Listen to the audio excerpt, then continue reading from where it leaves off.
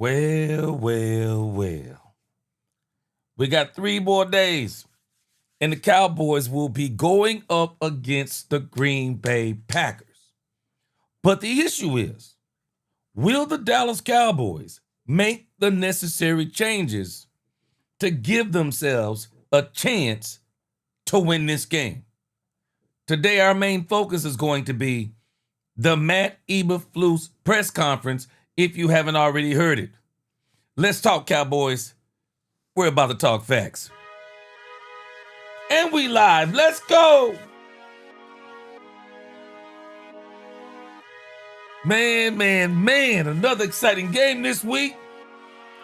And all of the TV stations are treating this like it's a playoff game. Man, we 1-2 in the Green Bay Packers and 2-1. But nevertheless, what can we say? We the Dallas Cowboys. Let's go.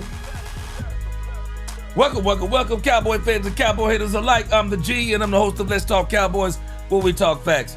And if you like this live stream, or when you come into this live stream, please hit that like button, share it, subscribe, and hit that notification bell so you know the next time we post another video or go live, and we are live. And if you see that hype, HYPE button, hit that hype button. Let's push this video out into the YouTube algorithm. Now let's talk facts. Cowboy fans, I'm telling you, I do not think this is going to be a blowout. I'm telling y'all, I don't think this is going to be a blowout. The Cowboys' backs are against the wall. I think the Cowboys are going to come out swinging and fighting. I think they have been waiting on this game with Michael Parsons. I think they've been waiting on it. And I think they're going to be ready. But nevertheless, this is the show lineup for the day. The Matt Eberflus press conference. I am very interested to hear what he's saying because I haven't heard it yet. So I'm very interested. We're also going to listen to a show, a segment they did on 105.3 The Fan today, talking about how bad the Cowboys defense is. I want to hear it. We already know it, but I want to hear it. Brian Broaddus, we'll listen to that. We'll listen to him talk a little bit about Jordan Love. And then we're going to talk about some defensive changes the Cowboys should make. Now, today's show will be a little bit short, again, because we're going to get ready for Cowboys After Dark tonight. We'll be back tonight at midnight. We'll probably talk a little bit about the game from tonight. My wife said it's not going to be exciting, but I think it may be pretty good. But we'll listen. We'll talk a little bit about that game from tonight, and then we're going to get back to talking to Cowboys. I'm hoping that there seems to be a lot of Cowboys talking today, and it hasn't popped up on DallasCowboys.com, so we'll check that out tonight. But again, this is what we're going to talk about up until around the first quarter of the night's game. The Eberflus press conference, the Cowboys' bad defense segment for 105.3 The Fan, Brian Broaddus breaking down Jordan Love, and the defensive changes we would like to see. Yep. Let's get this thing going, man. Ain't nothing like talking about the Dallas Cowboys with the best chat on YouTube. Let's go.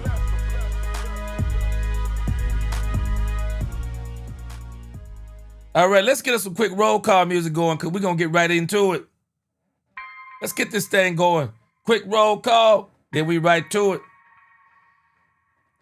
Dolores Betty Boot first. What's going on? Terry Tatum in this thing. Bruce S., not Bruce Wayne. What's going on? Brian Worley, can't forget you. What's going on? Carlito Cash, what's going on? He said, let's be halfway honest. He said, Flus isn't the answer. He said, let's not act like he isn't the third defense coordinator in Dallas in the last 3 seasons. At some point, players got to take pride and fight for and with each other. Now, Carlito, let me say this. Probably should have kept Mike Zimmer. But I don't know if it was a combination of the two. I'm not sure Mike Zimmer wanted to continue to coach right now. Mike Zimmer's had some things going on in his life, and Mike Zimmer didn't want to stay. Mike Zimmer wasn't too good last year, but he did make some improvements around mid-season-ish, and he got better. So, Carlito, we're going to find out what's going on. Because This isn't about Matt Eberflus anymore to me. I don't know where y'all are on this, but this is no longer about Matt Eberflus to me. This is about Brian Schottenheimer to me from this point forward. I don't care about what Matt Eberflus wants to do.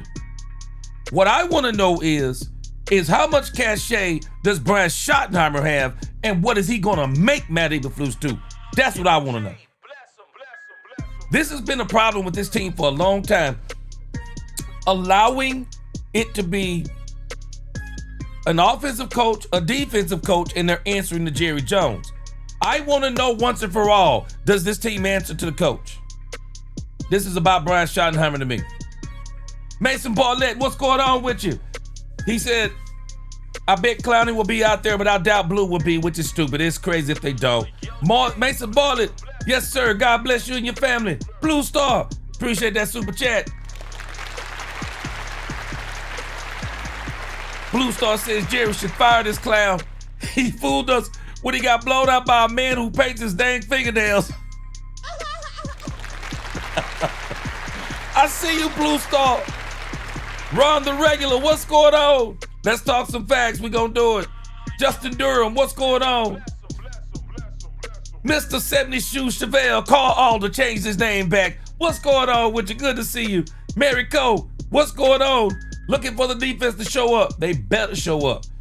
Dak owns a bad defense. What's going on? Christian Legal, what's going on? Dominique Pittman, my man up in here. Let's go. Lock and D, what's going on? Katharina Kiss, good to see you. LaQueen, again, hope all is well. My sister from the beginning, what's going on? Call me Jimmy, okay. Welcome, Jimmy, what's going on? John Jones said, what up, G Money? I'm gonna tell you every single time it's a New Jack City. Big Mouse Dog up in this thing. Derek Jones, what's going on? Let's get it, let's go. Timothy Govan, Jason White, what's up? Let's go. Brandy Mahoney, she normally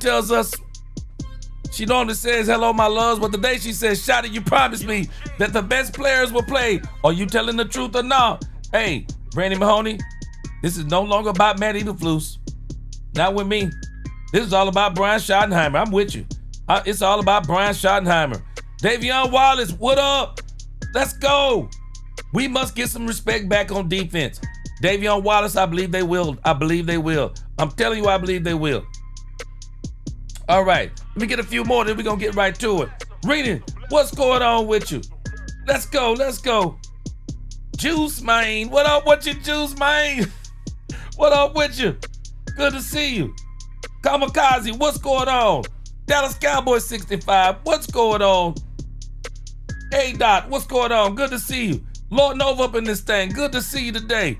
Jared Thomas, #1 Dak Prescott fan. He said, gee, I don't think so, unfortunately. He said, I think Dak Prescott will have to put on a cape all season. Offensively, but fortunately he can do that. He's a baller. Go get him. Dak, G, we still got Dak. Man, let me tell you something. They putting Dak in a crazy situation. Dak literally has to be perfect in these games. Dak can't be mediocre. He has to be perfect in these games. I'm going to lean more towards they're going to do something defensively.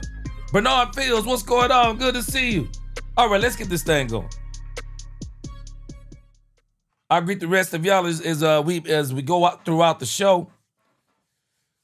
But Jared brings up a very interesting point. Dak Prescott's going to have to be Superman. He can't be, there's not going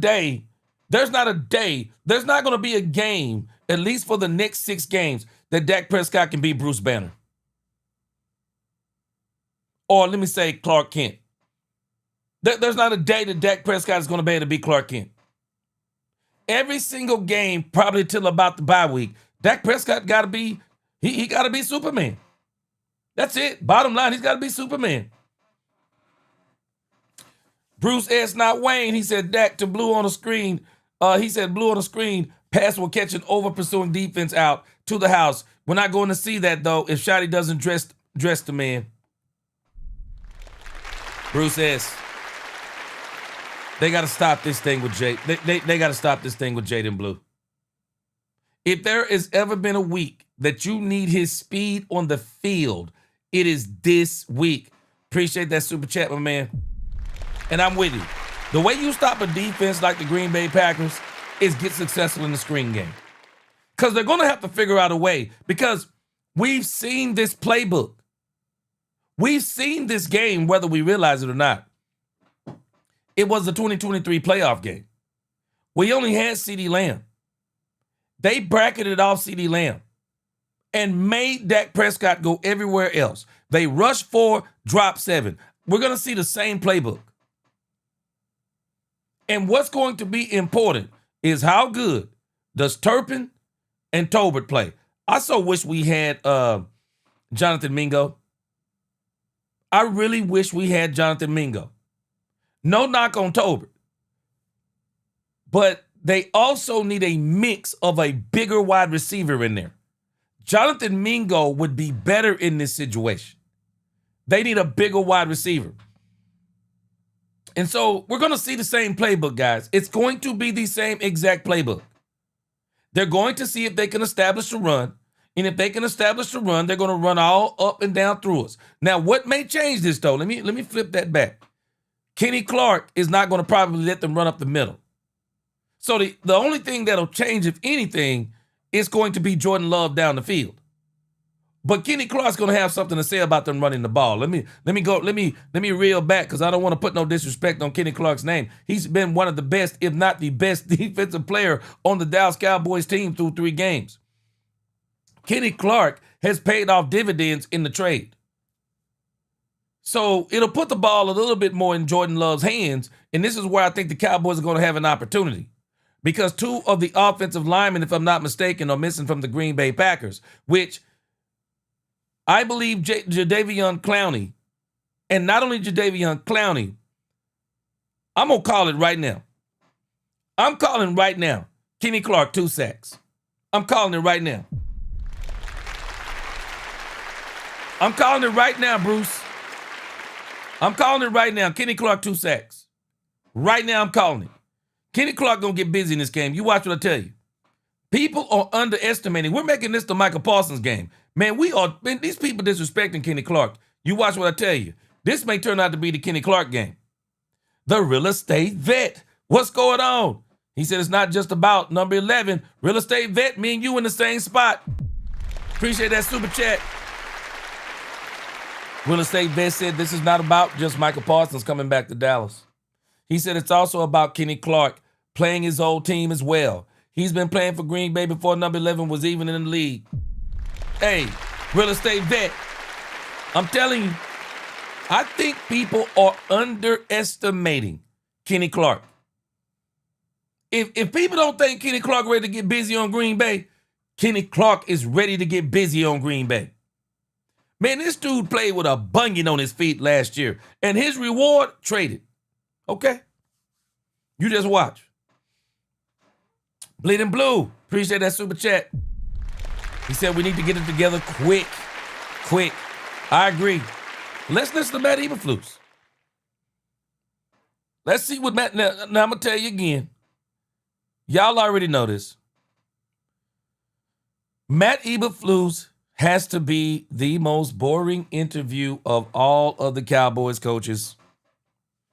Matt Eberflus is going to always give you a thesis statement. He's going to give you an introduction, tell you what's going on, the State of the Union. This is just how he operates. He takes all the air out of the interview, and then you have to come back and try to figure out, at least I feel like, better questions. So let's see what Matt Eberflus has to tell us today.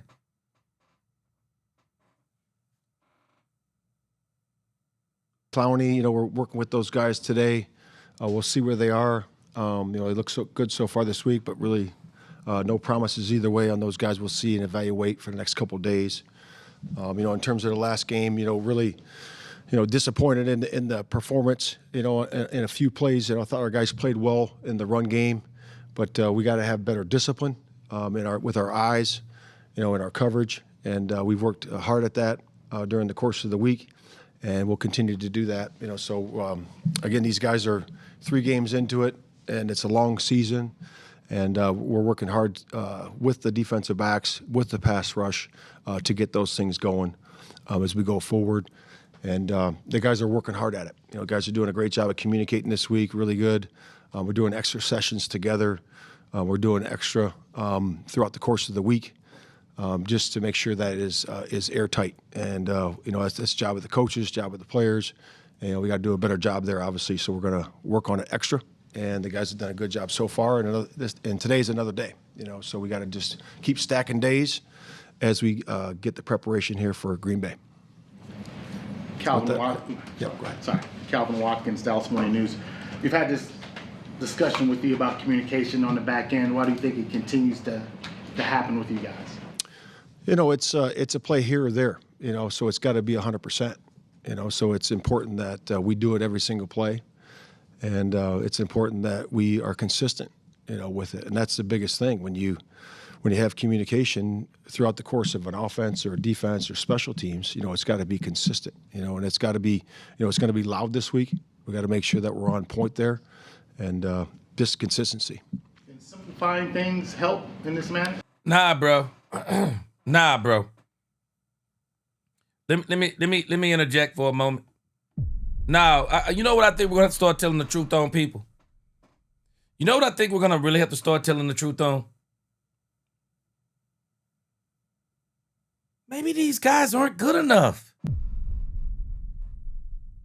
Has anyone ever considered that Donovan Wilson and Malik Hooker are not good enough at the safety position?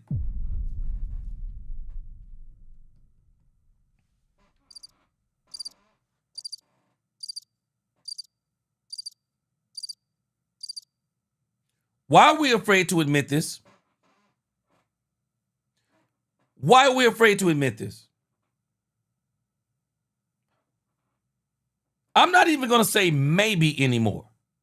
This is the part that the Cowboys have to get out of la-la land on. We got to get out of la-la land. When are we just going to admit the safeties are not good enough? You can't simplify cover 2 zone. You can't. You cannot simplify. I don't even know. Guys, it's just time to start being honest. We just got to speak facts on this thing. I don't understand. You can't simplify cover 2. You can't simplify it anymore. There's no such thing as... We gotta stop this charade, man. You can't simplify cover 2 defense. Safeties. Don't let nothing get behind you. Explain to me, how do you make that any simpler? You can't. You can't. I'm telling you, we're playing semantics. We're literally playing verbal games. We're playing word games. The Cowboys won't admit it.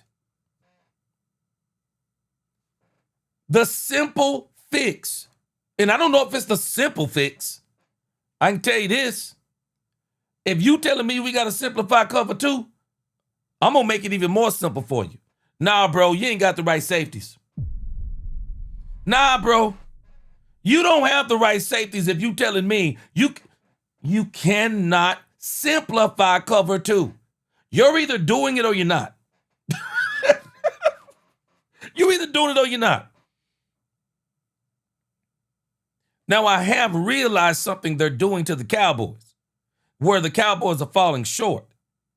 The teams are flooding the Cowboys because they're flooding them in a part of the zone that I'm not sure a lot of teams actually do this.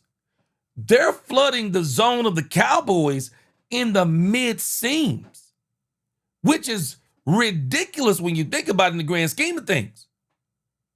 They are taking advantage of the wide receivers, of course, are pushing those receivers in the middle of the field. They're giving them inside position. And I think what these other teams are doing that is so genius is rather than breaking their routes off in front of the safeties, they're realizing the Cowboys' safeties aren't good. So rather than breaking the routes off, they're running at them. They're running at the safeties. And they're not only running at them, they're running past them. That is not supposed to happen in cover two. I'm sorry, guys, today. We just got to admit this. There's no other way to explain this. You are not supposed to be.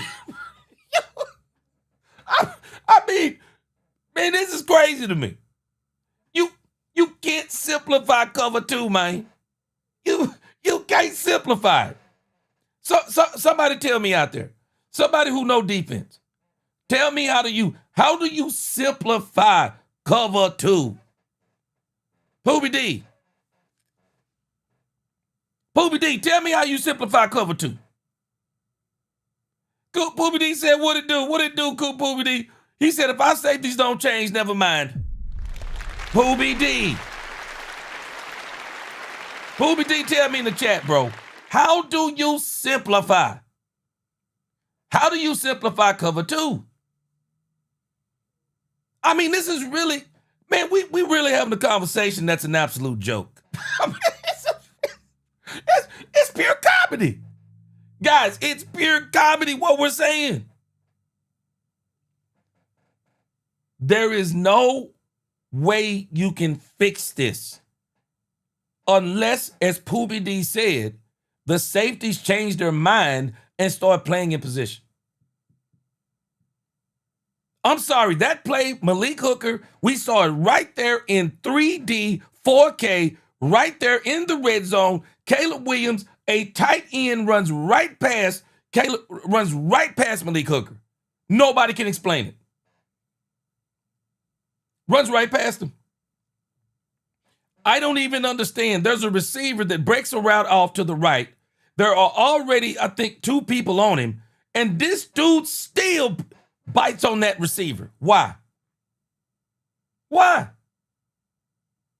It makes no sense. I think what people are seeing on tape is that the Cowboys safeties are just terrible. I just think that's what they're seeing on tape. They're terrible. And if you just give them a little bit, not a lot of deception, just a little bit, our safeties don't want to play back. For some reason, they want to play up. And by the time they see a receiver about to beat them, it's too late. You don't get to change direction if a receiver is coming at you full speed. You don't get to change direction unless you're quick. If you know you're not quick enough, stay your butt back. I don't know how they fix it. Somebody got to tell me. I don't know how you fix so simple cover two. Shoot, you talking about you gonna move to something else? You gonna move to something else. Man, if they can't get... I'm sorry. If you can't get cover two, what else? What else can we put in? What else can we implement into the game, y'all? If we can't do cover two. Boy, I'm sorry, boy. I'm telling you, boy, they gotta stop having this conversation. This conversation is dumb. We gotta get past this conversation. It's dumb. Dominique said Jerry wants to return on his investment, meaning no matter how good, bad some of them look, he wants them out there no matter what. Ridiculous. Exactly right, Dominique. Exactly right. But Dominique, but you know the part that don't make sense? Let me tell you why this I believe is true 90% of the time. It's not true in this case. The Cowboys extended Marquise Bell. Can somebody explain to me why they're not letting him play? Appreciate that super chat, Dominique Pittman. Dominique, why did not let Marquise Bell play? They paid him. They extended him. This dude is 6'3", 200-something pounds. We already know he can thump. They had him playing linebacker against the Green Bay Packers in 2023. Why in the world are they not letting Marquise Bell take Donovan Wilson's spot? Now, here's the politics. They messed around and put a C on his chest. But again, this Matt Eberflus conversation, Matt Eberflus, explain to me, what are you working on, bro? What do you mean you getting it tight? Guys, this is why I've been questioning this from the beginning.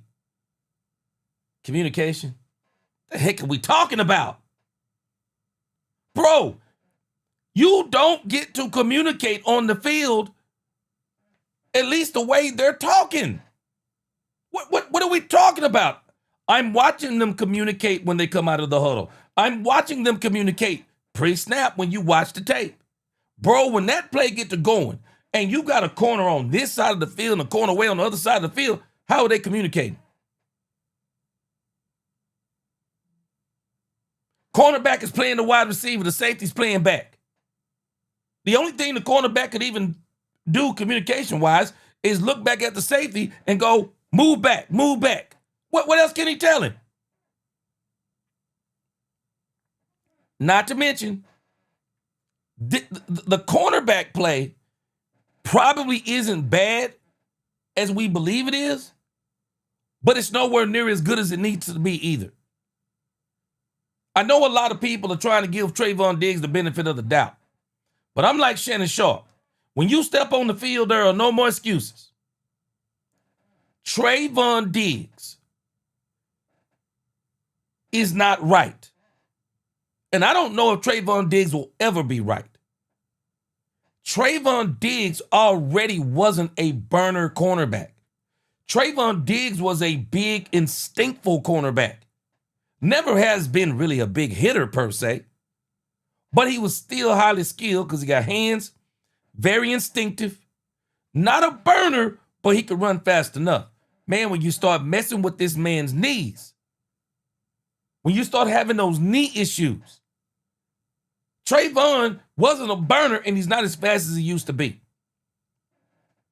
Trayvon Diggs also is a better man-to-man cornerback. But with him not having the speed that he once had, he's trying to do things he used to do and he can't do them. He's trying to play trail technique.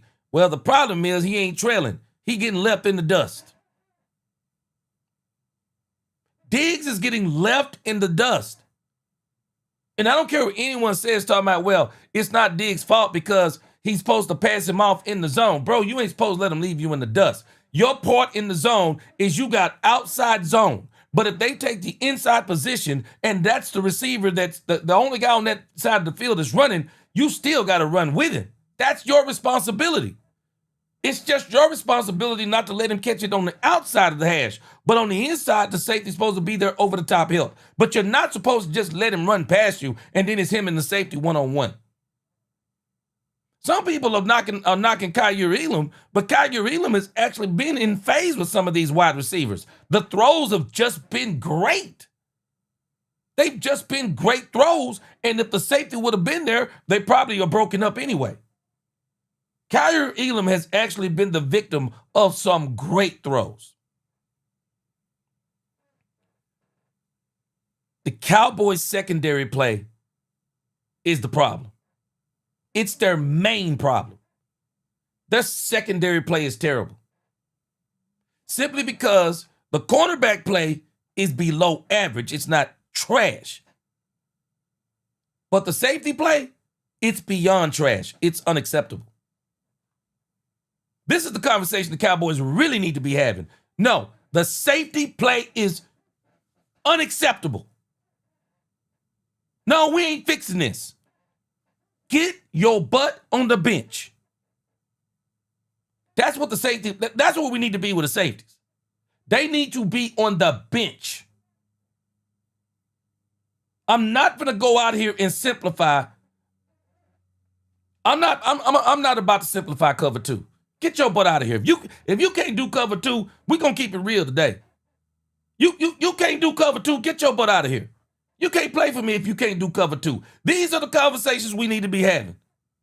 Cover 2? Bro, get out of here. We can't even imagine putting in cover 1, 2, 3, 4. Bro, we can't even. Cover 2 has to be the absolute easiest. I just don't know if it gets any easier than cover 2. Especially for safeties. Doggone it, man. If the Chicago Bears can play cover 2, why can't we? Yes, sir, Travis Beck, I'm going to listen to it. I'm going to do a whole little expose on it. Travis Beck said, you got to listen to Clark's interview, bro. Fire. We're going to listen to it as a matter of fact. We'll get that in. Man, I'm telling you, bro, this conversation needs to be had, and the Cowboys need to be having this conversation. Nah, bro, it ain't no more talking about we going to make things simple. Boy, I'm sorry, you can't simplify cover 2.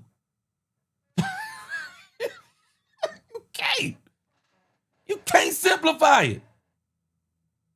Explain it to me. You can't simplify cover 2. The answer to this conversation and this question, Matt Eberflus, and this is why I'm going to give Matt Eberflus the benefit of the doubt. And I'm going to tell you why. Y'all know, I'll tell you, so I'll apologize for Jerry Jones all day long. But these are the things that make me wonder in this conversation that Brian Schottenheimer says, because people have asked him, yeah, you a puppet for Jerry or you a yes man for Jerry. No, I'm not a yes man. We all have a conversation together. Nah, bro. Nah.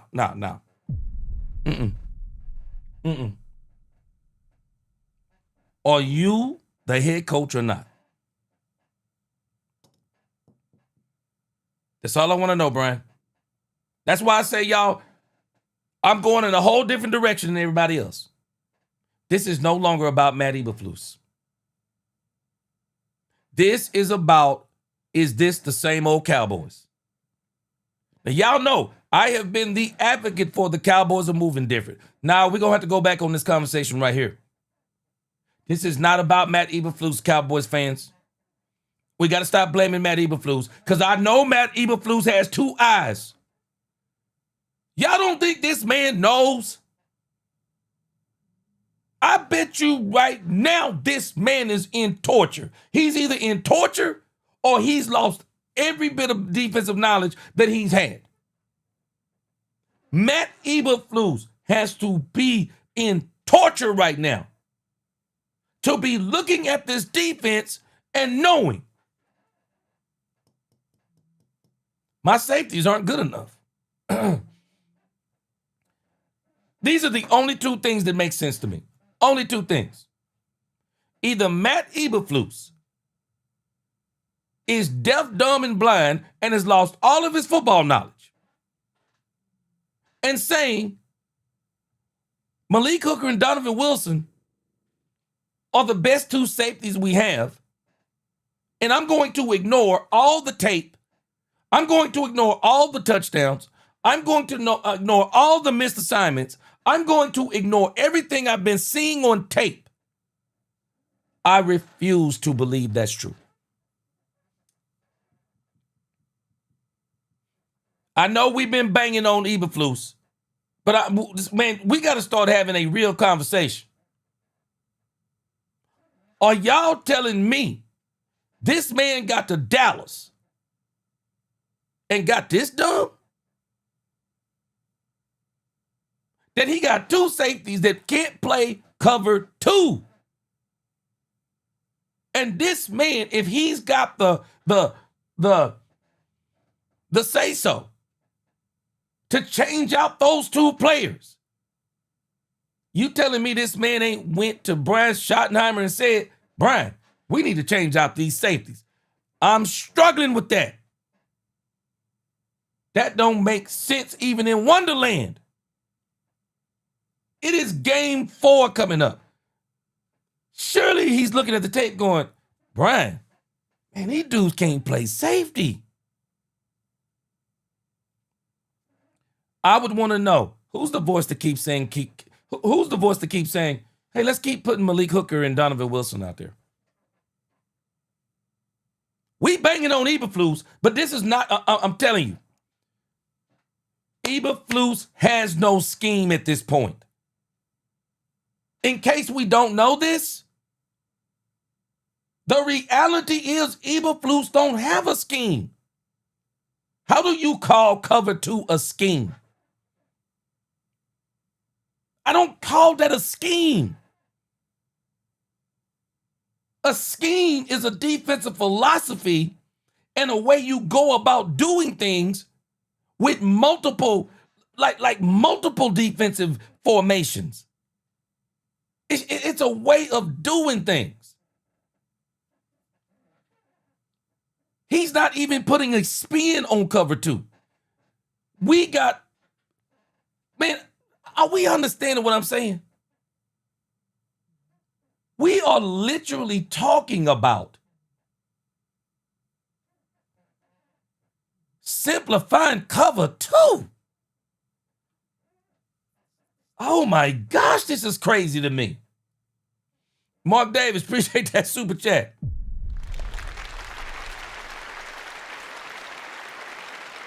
And I'm telling you where this dude's mindset is. The safeties already can't play cover 2. If I send a blitz and we can't play cover 2, my cornerbacks can't stay with anybody other than Deron Bland. The place that I'm faulting Eberflus is that he seems to be saying that my defense is so poor on the back end, I'm afraid to blitz because they're going to get burned. My issue with him is, bro, you already getting post toasties. You already getting toasted back there. So if you're going to get toasted blitzing. But don't get toasted just letting these dudes sit back there, bro, and just tearing you up. Mitchell Green, that's what I mentioned. That's exactly what I mentioned. Busted coverages throughout the secondary, not just the safeties. Trayvon Diggs. That's why I just mentioned Mitchell Green. Trayvon Diggs, not up to par. We're going to have to admit it about Trayvon Diggs. We keep on trying to give Trayvon Diggs the benefit of the doubt. Trayvon Diggs, no, he's not Trayvon Diggs too. Now they're talking about Trayvon Diggs is getting he's not even practicing now. Trayvon Diggs not even practicing. What is that telling you? I don't know if this is all totally a Matt Eberflus issue because something is wrong that we're in game 4 and we don't even know if they're going to change the safeties out yet. They shouldn't even be in a rotation. I'm going that far. They shouldn't even be in a rotation. Donovan Wilson, Malik Hooker needs to be in any kind of rotation anymore. From this point forward, we are going with Wanye Thomas and Marquise Bell until further notice. It's the only thing that makes sense. If I'm the Cowboys, I'm moving Deron Bland back outside. I'm going to let Kyer Elam and Trayvon Diggs alternate on that other outside, and I'm going to play Reddy at the nickel corner. Reddy has played decent. I would even dare say he's played good enough. Reddy came right in, and he's played pretty good. Trayvon Diggs is not ready for 60 snaps a game, 50 snaps a game, or 40. Trayvon Diggs needs to be at around 25 where they had him. In absolute passing downs. And even then, you need to monitor him. The question becomes for me, why are they not making these changes? Why are they not making these changes? Mitchell Green, okay, help me out. He said there is. He said there is, G. Tampa 2 is the more complicated coverage. Mitchell Green, I don't even think they're at this point. Mitchell, they are just struggling with just staying back. It's just that simple. It is that simple. They couldn't play for me. I would literally be saying they can't play for me. Tony Nichols said, I take it back. He's not Nolan 2.0. He's the main character in Clueless. Tony Nichols. He got to be clueless. If he's looking at this defense and hasn't made changes, he got to be clueless. Now, last week he had me in my feelings. I ain't gonna lie to you. This man said that Donovan Wilson can play up, down, and sideways and everything else. And I'm like, wait, what? No way. Ain't no way. Brandy, appreciate that super chat.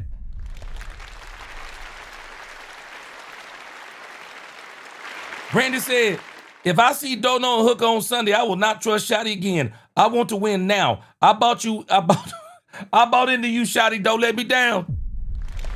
Brandy Mahoney. This is why I'm changing direction on this. I said it yesterday. This is no longer about Matt Eberflus to me. No longer. This is about Brian Schottenheimer and Jerry Jones. I want to know where these two guys, I want to know what this really is. I want to know what this really is. Is this truly Brian Schottenheimer's team? Is he truly making the decisions? I want to know. Because it sounds like to me, if I'm listening to him in the background of what everything he's saying, it sounds like he's trying to talk Jerry or whoever. It's like he's trying to talk them into, we need to change, guys. We need to check. It sounds like he's trying to talk them into it, like he just can't do it. But he's got to talk them into it. I want to know. Because you cannot tell me that we're talking about adjustments like this. And the simple part of this issue is when you look at the tape, they're just not getting far enough back. Booby D. Booby D. Booby D said we have to put it in crayon. Boy, you better tell him, Booby D. Booby D said you got to put it in crayon. It's crazy. It's crazy to me. C-Base, I'm with you. At this stage, it is pure negligence and ignorance. I'm with you.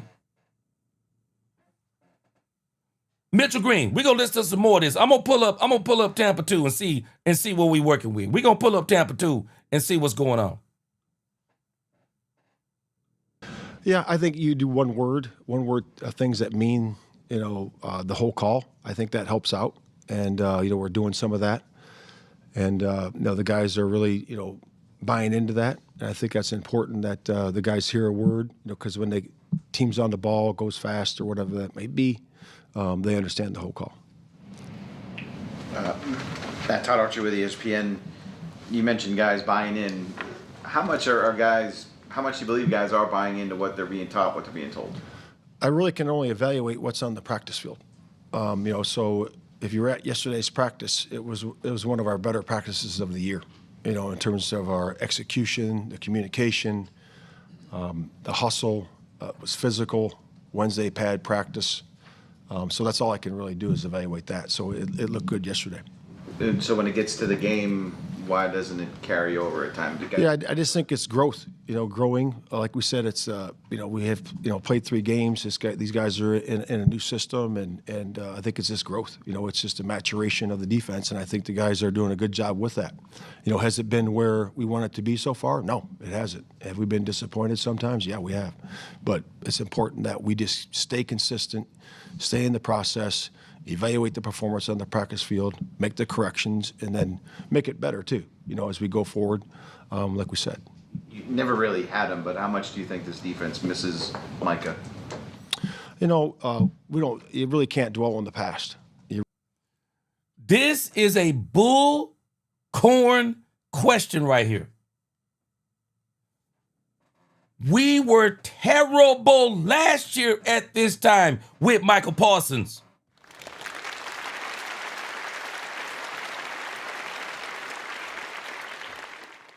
Do y'all actually realize we were worse last year? We were worse last year with Michael Parsons. This is not a Michael Parsons issue. Your safeties and corners being able to play. And I know where some people are going. Well, because of his pass rush. Let me show y'all something that I worked on today. Let me show you something that I worked on. And I got some more stuff I'm putting together too. I'm telling you, people are lying. People are lying about this. How much of this is Michael Parsons? Okay, I'm going to show you. I'm going to show you how much of this is Michael Parsons. People are lying about this whole Michael Parsons issue, and it is just nauseating. Let me show you the work I put in today on this. I got some more stuff I'm putting in some work on. Look at the work I put in on this. Let me show you the cold hard facts about Michael Parsons. This is the Parsons truth. A 53-yard difference between this team through 3 games this year, through 3 games last year. 3 games, 2024 versus 2025. Let me give one correction. Michael Parsons had 1 sack. Michael Parsons had 1 sack through 3 games. The opponent's points in 2024 was 89. The opponent's points in 2025 are 95. We're only 6 points off. The opponent's rushing. When you look at the opponent's rushing, in 2024, 566 yards through 3 games. In 2025, 324 yards through 3 games. That's the Kenny Clark issue. That's the Kenny Clark issue. In 2024, 566. Let's call that the Michael Parsons effect. Michael Parsons, less yards. Kenny Clark, less rushing yards. Michael Parsons, less passing yards. Kenny Clark, less rushing yards. Opponents' passing yards. 2024, 885 yards. Let it sink in.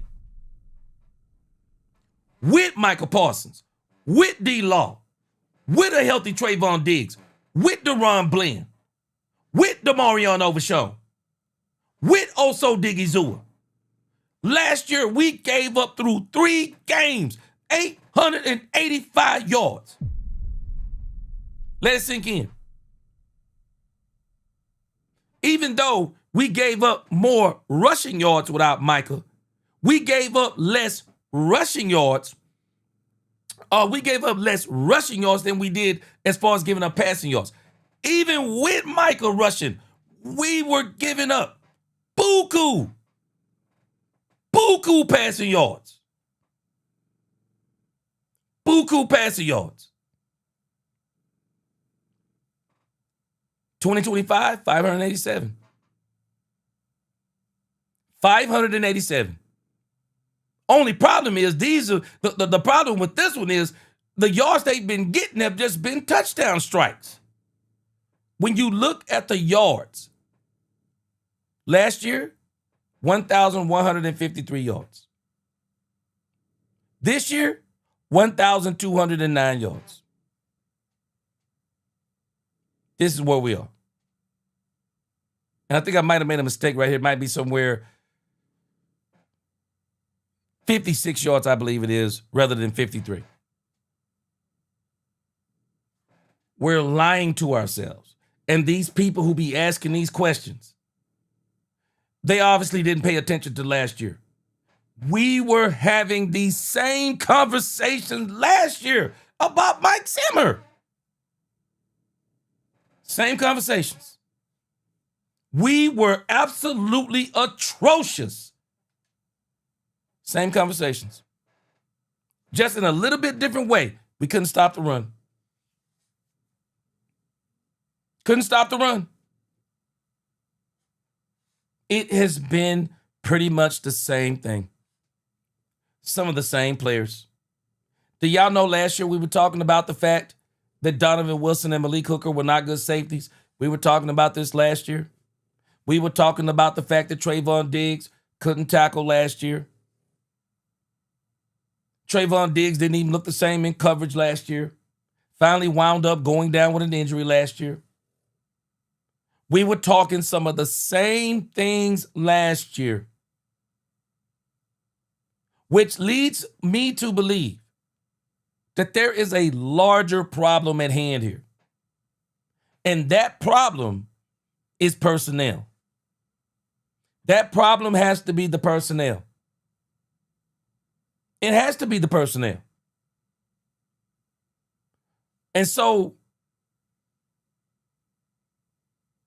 we're having this discussion about Matt Eberflus. But I mentioned this the other day. I think Brian Schottenheimer has an advantage over him. I think Brian Schottenheimer has had better personnel. Even though this week, Brian Schottenheimer is not going to have the personnel that he's used to. But he started out with better personnel. We took Michael Parsons from Matt Eberflus. We took him from Matt Eberflus and told him, hey, don't worry. Dante Fowler and Sam Williams, they'll do the job.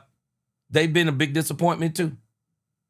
Hopefully Jadeveon Clowney comes in this week, and I do think Jadeveon Clowney coming off the couch is going to be better than what those two guys have been. Tony Nichols said, we had Tampa 2 under Marinelli, and guess who was the linebacker coach? Flus, not scheming it like Marinelli did. Clueless. And even Marinelli, we can't even call Marinelli a championship coach. It's not like he was a championship coach. I didn't like the Marinelli style of defense. The bend, don't break. Didn't like it. It didn't work out for us. Didn't work out for us either. I really think hindsight is 20/20. But I really think the coach that the Cowboys should have got, I really think the Cowboys should have got Saleh.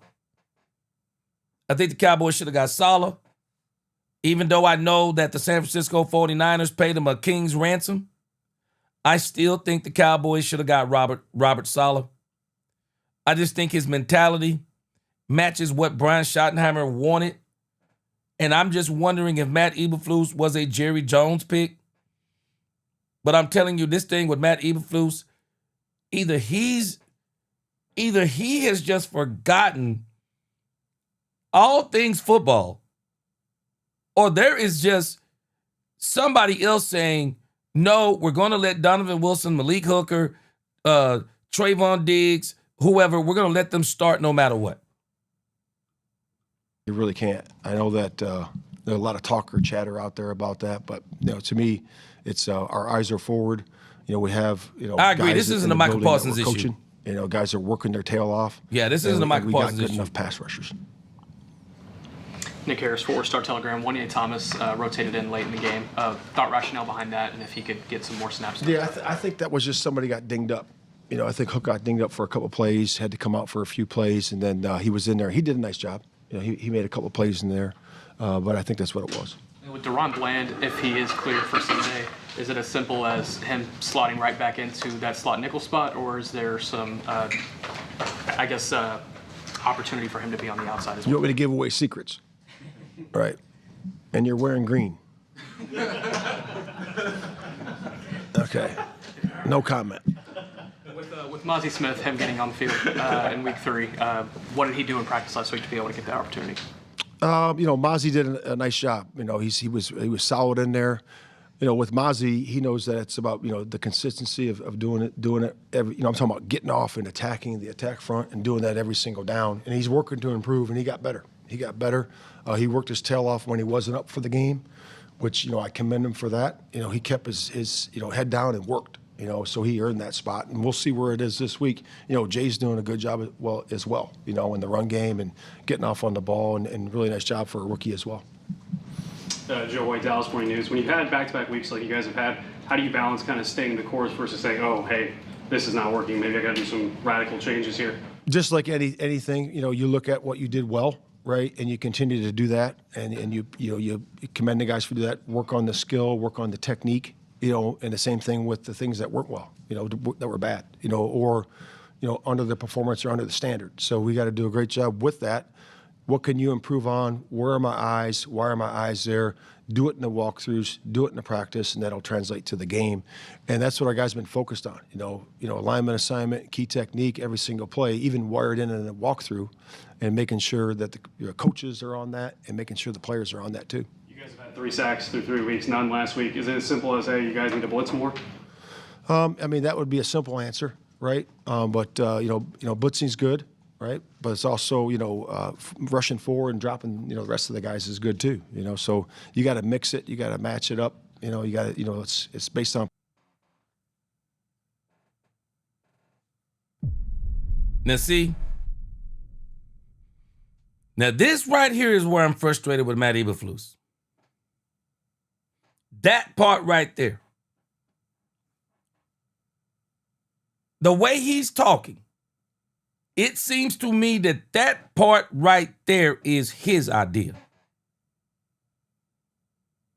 That this is the philosophy that now we want to talk about a scheme. Okay, let's talk about that part being a scheme. Rushing 4 and dropping 7. That's the scheme he wants to go with no matter what. Now, if that's his scheme, now he's at fault. That becomes the problem with him right there. And I'm going to tell you what they're going to do with Jadeveon Clowney. They're going to see with Jadeveon Clowney, can they get there with Jadeveon Clowney and 4 and still drop 7? Watch what I tell you. That is the part right there where I'm faulting Matt Eberflus. He seems to be stuck on that. He wants to rush 4. Teams have to understand, it's just like a 3-4. Sometimes people say, yeah, man, I want to run a 3-4. Everybody can't run a 3-4. The reason why you can't run a 3-4 is that it requires 4 really good linebackers. 4 really good linebackers and a huge nose tackle. If you don't have those 4, if you don't have the huge nose tackle and the 4 linebackers, then you can't do it. And it's the same thing with rushing 4 and dropping 7. If you don't have the type of defensive line, or you don't have the kind of players that the Green Bay Packers have, for example. The Green Bay Packers have some incredible linemen. If you don't have those kinds of linemen, you don't need to be talking like that. Everybody can't do everything. And you have to accept that's what your team is. You have to look at your team and say, well, this is what we can do. And for whatever reason, I don't know if this is his idea, well, then I'm going to shift the blame back to him. Because at some point, you got to stop beating your head up against the wall saying that, oh, we're going to eventually get this right. No, bro, you ain't going to get it right. You ain't going to get it right if this is your attitude. And it still goes against what Brian Schottenheimer's been talking about. Brian Schottenheimer has said this team is going to be multiple. Well, that isn't a sign that you're being multiple. That is not a sign that you're being multiple. That is a sign that you're being stubborn. That's where I am on that. So if this is Matt Eberflus's approach, okay, well, he's going to take the blame then. He's going to take the blame. And I'm still just dumbfounded that they're basically saying that changing the communication to a one word, that doesn't change execution. The Cowboys are having execution problems. I'm not buying all this dumb communication stuff. I'm not buying it. No, they're having execution problems, not communication problems. And maybe they're saying it's a combination of the two. I'm not buying it. But if Matt Eberflus is going to continue to sing this song of rushing 4 and dropping 7, well, you ought to blame them. And if this is your philosophy and they're letting you do it, I'm going to tell you, you're going to live by it, you're going to die by it then. That's what I'm going to tell you as a coach.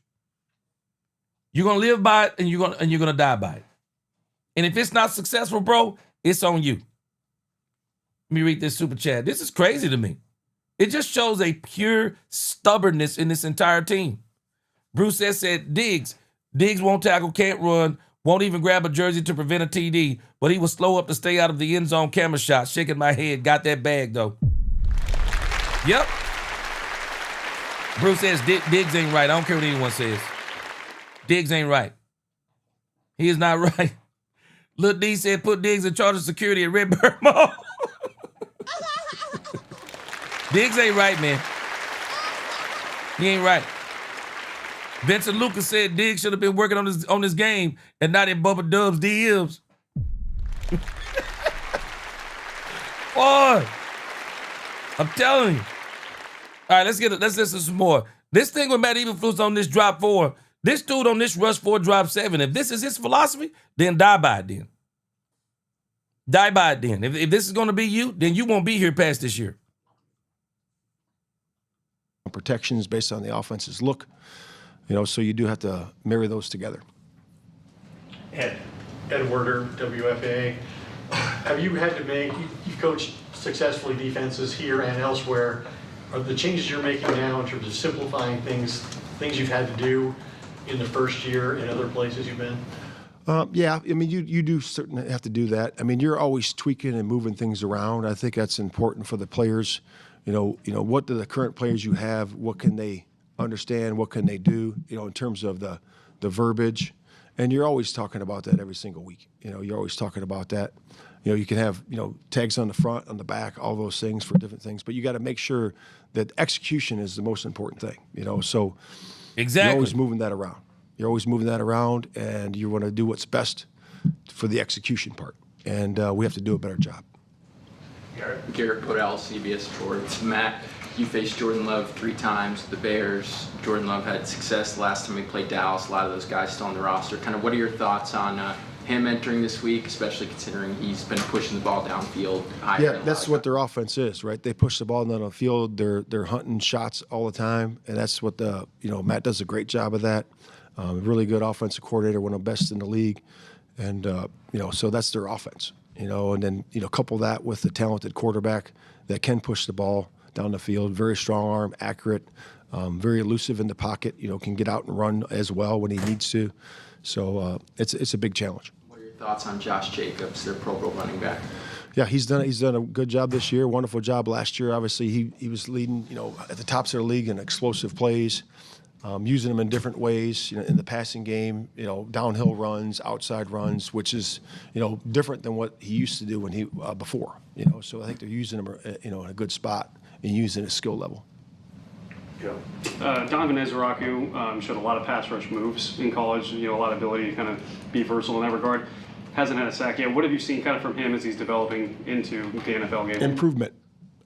Let me tell you about Donovan Ezraku. They're not giving Donovan Ezraku enough snaps. End of story. They're not giving Donovan Ezraku enough snaps. Donovan Ezraku is a rookie in this league. Donovan Ezraku is just like anyone else. He's a rookie. You got to let him play the way they let Michael Parsons play when Michael Parsons got here. Defensive ends are similar in a sense like offensive players. You take a running back. A running back needs carries, especially, if he's a young running back. He needs carries. This is one of the things that's plaguing Ashton Genty right now with the Raiders. This is plaguing these rookie running backs they have coming in because these running backs are used to volume carries. They get a feel for the game. They get a feel for the hits. They get a feel for the move, the ebb and the flow of the game, how everything's moving. And the more you hand it to them, and they get a couple of hits, and they get a little bit more warmed up, and a little bit more warmed up. And that's why when you get these really good running backs, then they finally pop one. You got to let them keep playing the game. You can't just run Ashton Genty 10 times and expect 100 yards, 115, 120 yards. He needs a 25 carry game.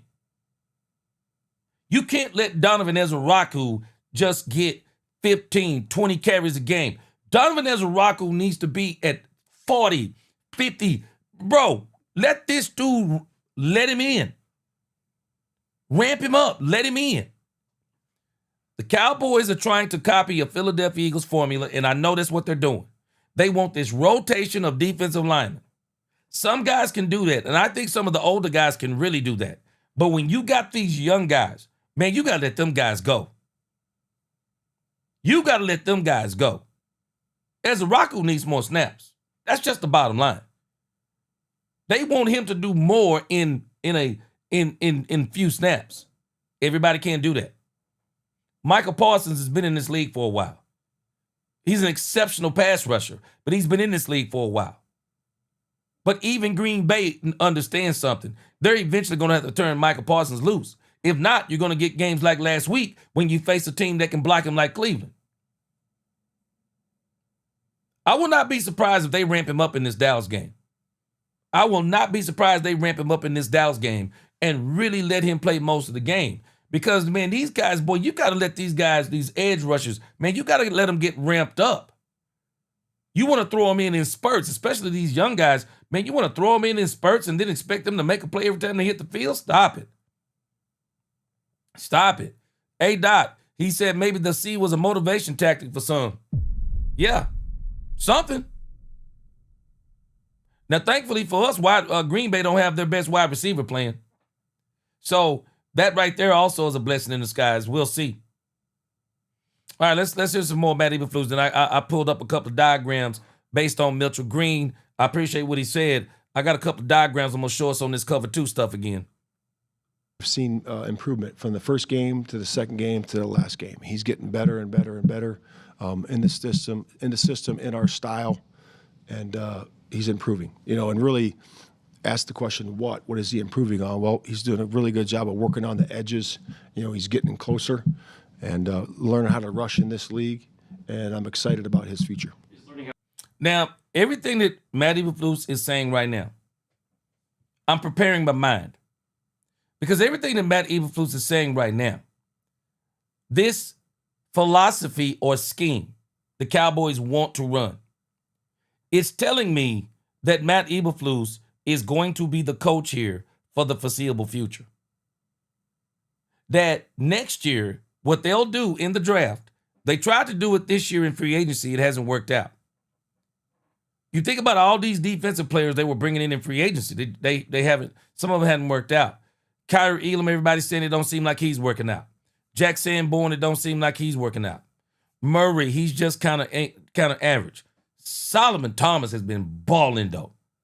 Solomon Thomas has been absolutely balling. But Perrion Winfrey, he's hurt. You think about, for the most part, they tried to really work on the defensive side of the ball, even in the draft. They went and got Jay Toya. They tried to work on the defensive side of the ball. They got Shamar James. So what we're going to see going into the offseason of next year, going into free agency, George Pickens will be the big offensive move, trying to extend George Pickens. Maybe a running back in the draft. But as far as offense goes, that's as much as I can see. Defensively is where the Cowboys are going to concentrate next year. Because if they want to run Matt Eberflus' system, these aren't the players to do it. These aren't the players to do it. Kenny Clark, Oso Digizua, they're the foundation of this. That's what you want. Jadeveon Clowney, very interested to see how he does. Would love to see them keeping him. James Houston, maybe keeping him. Keeping Donovan Ezraku. Dante Fowler and Sam Williams, ain't no way. I'm not extending Sam Williams on the Cowboys unless he totally turns it around this season. But as far as their secondary go, they've already started rebuilding it. You signed Kyrie Elam. You got Savon Revel Jr. You got Wanye Thomas. You got Marquise Bell. Cut Malik Hooker. Cut Donovan Wilson. And I think the Cowboys still need to go in the draft. And I'm telling you, I guarantee you this draft is going to be very defensive heavy. Probably another defensive tackle, defensive end, cornerback, 2 linebackers. That's where the Cowboys are going to get busy in this next draft, because I do feel like obviously they are sold on the Matt Eberflus system. They just don't have the dogs to run it. It's obviously the system they're going to run with. It's the system. Got to rush, does that involve just maybe kind of developing more counter moves in addition to the moves he's already had? And if you get stopped in the first, get the Yeah, second. learning in the rush to rush in the NFL is really two basic things. You know, you learn what works for you, right? And then you learn what your counter is, but then you also have to really study the guy you're rushing against. You know, so those are two things that you got to really put your time and attention to, and he's doing that now. Tommy Arsh, DallasCowboys.com. Jadavian was saying yesterday that as he's watching some of the younger guys, he said, you know, sometimes maybe they halfway finish rushes and don't get all the way. Maybe that's why they're struggling to get some pressure. Would you agree with that assessment? And if so, what's the coaching point to get them to finish all the way through? Yeah, just getting your hip through, right? Getting your inside arm through, and then really just run, reach at the end of it is the basic of it. But, you know, we do a good job of not hitting our own quarterbacks, you know, so we got to make sure we don't do that. So we want to get close, right? And turn the corner and burn the edge. But in practice, you got to do a really good job. But it's really those two fundamentals. Clowney's going to help the Cowboys. How would you assess how your linebackers been playing Uh-oh. so far this year? Because we always talk about the zone, we talk about the safeties and your corners, but how are your linebackers handling things? Yeah, I think Jack has really played the run well. I thought he did a nice job last week and the prior weeks as well. You know, he's really doing a good job, you know, in command of the defense, understanding the offense. You know, and then K9's, you know, had a couple good weeks. You know, last week, you know, he thought we could have done a little bit better, and that's really everybody.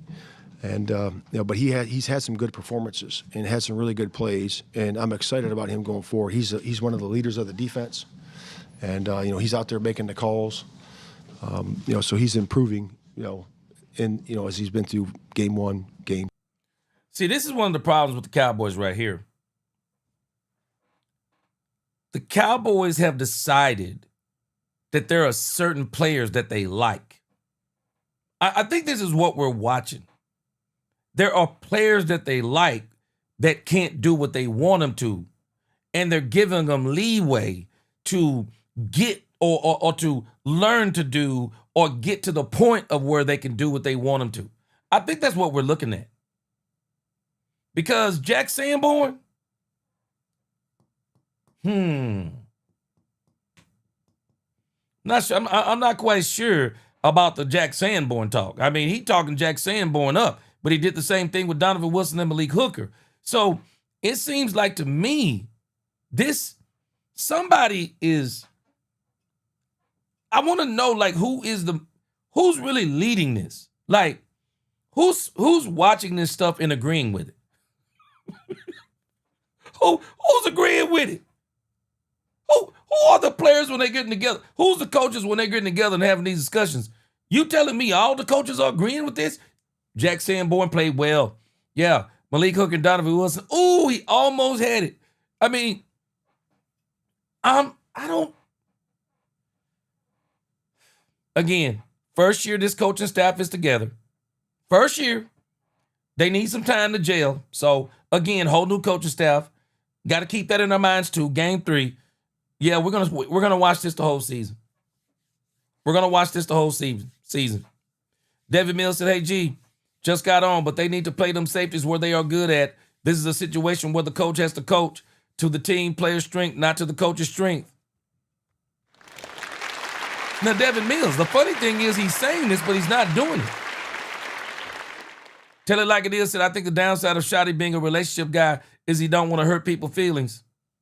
Well, he says he does. Angie the Rebel Chicks, what's going on? He said he does, but it don't sound like he wants to. It don't sound like he wants to. But I do believe this week, they are going to see, once again, they are going to see if Jadeveon Clowney allows them to rush 4, drop 7, which I think he may very well help them, but I think they also got to help him. Matt Eberflus has got to start sending some more blitzes. Matt Eberflus absolutely has to start sending some more blitzes. There is no other explanation. You can help this team by blitzing more. But to just generically to push back on the guy who asked the question, that there are some things that you can do in rushing 4 and dropping 7, and we've been watching the results? Come on, man. You got to do better than this. 2 and then game 3. Has it been tough to get Leofow a little more playing time? We really like him a lot. Maris has done a wonderful job for us. He's a physical player, really good edge setter, in the run game. He plays downhill, has a really good knack for punching the ball and taking the ball away. So we're excited about where he is. The playing time will be based on the practices.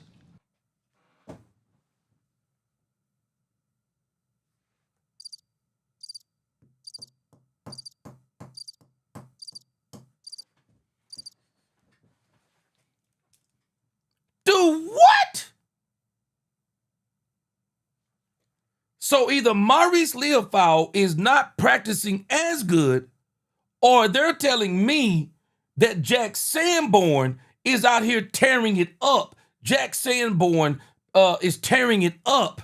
Murray is tearing it up. Damone Clark is tearing it up in practice, and they're out practicing Maurice Leofow. I'm sick of this practice stuff, man. If this is their standard, bro, this doggone practice stuff is dumb. This dude just said his snaps are based on the practice? So that's why he got 10. And he's done a good job so far. Go ahead. In the back. Just coming from Chicago, having familiarity playing the Packers twice a year, what is that just experience? How do you carry that into Sunday's game? Yeah, just, being familiar with the opponent, how the operation is, what it looks like on game day. If you haven't played an opponent or a coordinator, you really don't know what it looks like. When in I terms listen of to you, speed on the ball, the pace of it. And, you don't know that, until you get in there. You can look at the TV copies and, call your buddies and all that stuff. But it's more importantly, you have experience with it. And they do a good job of running their offense. They've been doing it for quite some time now, and they've been together a long time too. And how vastly different is their scheme from being home versus away that you've noticed? Not much. It's not much different. It's really the same. There's not much difference there. Finish up with Nick. There's a lot of things that defensive tackles do that don't show up in the stat sheet. There's a lot of things that defensive tackles do that don't show up in the stat sheet. Osadigizua, how has he been able to do that for you guys? He's been improving. He's one of those guys that has been improving as well. I think Kenny in there is doing a heck of a job in the middle of our defense. We got to continue to play well. Those guys have played well in there, including Mozzie, and then Solomon Thomas. Obviously, he's done a really good job. And, he understands the attack front. He's played in it for quite some time. And he's really doing a nice job of, playing the run, getting off on the football, creating a new line of scrimmage. And those guys in the middle have done a nice job.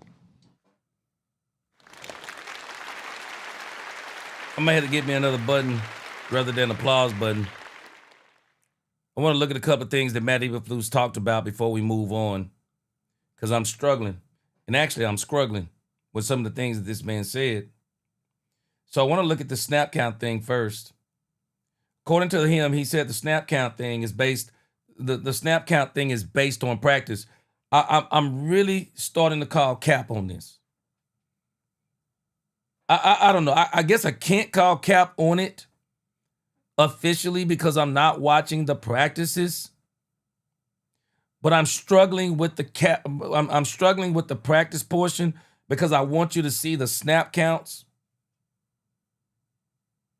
I want you to see the snap counts by week. So the Cowboys are saying, according to practice,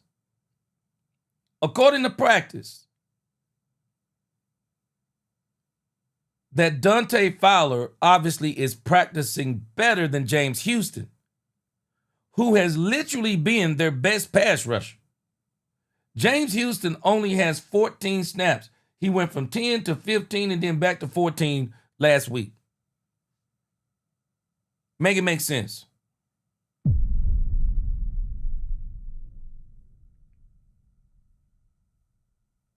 Sam Williams got 32 snaps. He continues to dominate the most snaps of the games, and he's not producing. Make it make sense. So maybe it's changed since I played football. Maybe it changed. But when I played football, it was based upon your performance in the game as well as practice. And I don't care how good you practice, if you got in the game and you wet the bed, you practicing as a second string the next week. So now we're telling me too, when we look at the linebacker position. So we're telling me that Maurice Leofau went from 6 to 9 to 8. That Jack Sanborn is practicing better than Maurice Leofau. That's what you're telling me. I actually thought Murray was the play caller. I thought he was the one with the microphone in his helmet, the green dot on his helmet. I wasn't aware that Sanborn had the green dot on his helmet. I mean, I heard him say that he's calling plays or something. I didn't know he had the green dot. I'm telling us right now, Cowboy fans, and I'm still riding with this with Brian Schottenheimer, but I'm starting to wonder again about the structure of this thing, because you're telling me that Marquise Bell deserves 0 snaps. Wanye Thomas got in finally after Malik Hooker finally wet the bed so bad it was soaked. How do you justify this? I'm telling us, they don't want to admit it, but it seems like to me, this coaching staff have decided, this coaching staff in the front office have decided that there are certain players on this team that they want to be the starters no matter what. It's the only thing that makes sense. Because this is why the Jaden Blue story don't hold water with me. I know everyone else is rolling with this. It's not holding water with me. It's not holding water with me because you're talking about practice and guys getting snaps. But when I look at the guys who are getting the snaps, their performances are atrocious. There is no way in week 4 that Malik Hooker and Donovan Wilson should be a part of a rotation.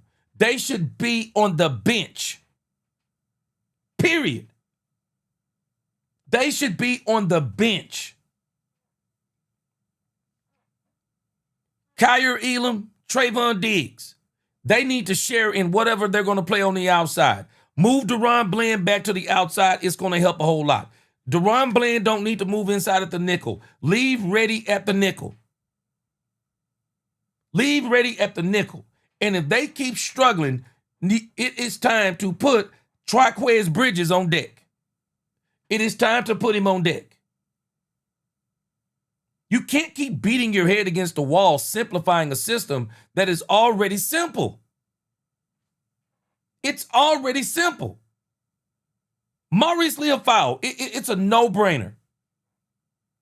It's a no-brainer. The moves the Cowboys need to make on defense are no-brainers. It is no reason that Sam Williams should be leading in the snap count. There's no reason, and I don't think he will now that Jadeveon Clowney is here, because I believe Jadeveon Clowney, while he may start about 25 to 35 snaps this week, I think he'll be the one they're going to ramp up in the weeks following. But there's no way that Sam Williams should be leading the snap counts. Sam Williams. Marshawn Nealon, he's kind of where he is, and I think they're kind of playing him on rundowns. He did really good week 1. Haven't seen a lot from him since week 1. Solomon Thomas has been an absolute baller. But, of course, he's playing with, he's got Kenny Clark, also Diggy Solomon Thomas. That in itself right there is a very good rotation. I wouldn't touch that. That's a very good rotation right there. If anything, I would probably work Jay Toye in. Mozzie Smith got 18 snaps this week. Ain't no way. Ain't no way. Another situation where the Cowboys are wasting their time. Mozzie Smith can play in this league. But I just don't think Mozzie is the player the Cowboys want. It's time to move on for Mozzie trade him, do whatever you want to do. Tony Tone, he said, G, what do you need to see? Let me see. I like what you said, Tony Tone. Tony Tone said, G, what do you need to see to feel progress is happening? Moves. Tony Tone, I said it yesterday. I don't even need to see a win.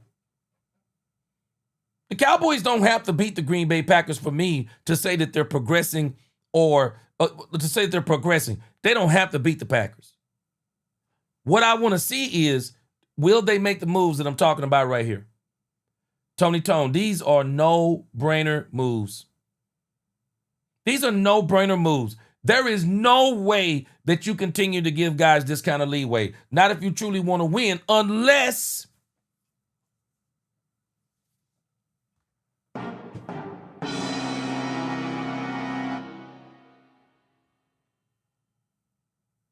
that we are actually looking at the Cowboys evaluating for a whole year, and they're not really trying to get it this year.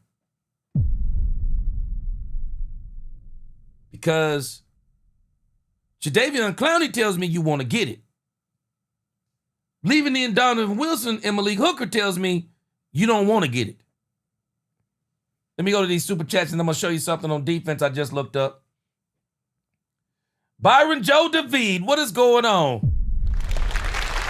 He said, wonder if the Bengals will be sellers as their situation continues to blow up. I'm not sure if they're going to sell Trey Henderson. I don't think they're going to get rid of him. They just paid him. Christian, hey, but you know what? The Cincinnati Bengals can't do it, though, because they got Joe Burrow. They really can't do it. Joe Burrow, man, they just got to keep trying to build around this guy. And they have really, let me tell you something. The Cincinnati Bengals and the Dallas Cowboys are both on the verge of being guilty of a very serious crime. The Cincinnati Bengals have one of the best quarterbacks we've seen over the last several years. And they have failed to put a consistent team around him. And he continues to get beat up, bruised, and battered. They're going to waste this dude's prime if they're not careful. The Dallas Cowboys are in danger. The Cowboys in the danger zone. Dak Prescott right now. Man, let me tell y'all something. People do not realize what Dak Prescott has done through 3 games is mind-blowing. The interceptions that Dak Prescott have are not his fault. He's only thrown 1 true interception. 1 was a drop. They didn't call. 1 was a not a catch, and they counted it against him. And then George Pickens volleyed an interception right into a defender's hand. And when you look at the amount of drops, Ferg, CD, George Pickens, others, if you take those things away of Dak Prescott throwing absolutely just surgical passes, Dak Prescott right now is top 3 in the league. Actually, number 1 in the league statistically. The Cowboys are playing a dangerous game. The Cowboys better make it their business to sell the farm in 2026. Sell the farm in 2026 to take advantage of Dak Prescott's window. I think Dak Prescott has a 4-year window. A 4-year window. The Cowboys have got to take advantage of it. Because if they don't, it's going to be a travesty. It's going to be a travesty. And I just don't think every time the Cowboys have given up 90-plus points in their first 4 games of the season or the first 3 games of the season, they've never made the playoffs. Now, I hope they break that trend. But if history stays the same, a wasted year for Dak Prescott. $60 million a year and a wasted year. They better get all this stuff right this season. And they better go into next season with those 4 first-round draft picks, 2 of them they'll have next year. They better go in and not come back again like this. We're going to enjoy the rest of this season. I still think they got an opportunity to get it right. I still think they can get it right. I got faith that they are going to make some changes. I'm just going to pray and hope that what they're going to do this week with Jadeveon Clowney coming in, I'm thinking they are going to, I don't think they're going to bench Donovan Wilson. I don't think they're going to bench Donovan Wilson and Malik Hooker, but I do think we're going to probably see Marquise Bell and Wanye Thomas this week. I do think we're going to see them this week. I think we may see more from Maurice Leofau, a little bit more from James Houston. I do think we're going to see those things this week. I'm going to put my faith there, even though at this point there's nothing telling me that they're going to do it other than Brian Schottenheimer talking.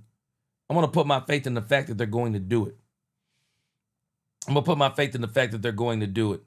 I want to pull up a couple of things here real quick before we go to this thing about how bad the Cowboys defense is. I want to show you some things on cover 2, but let me do these other super chats. Christian Legal, appreciate that super chat.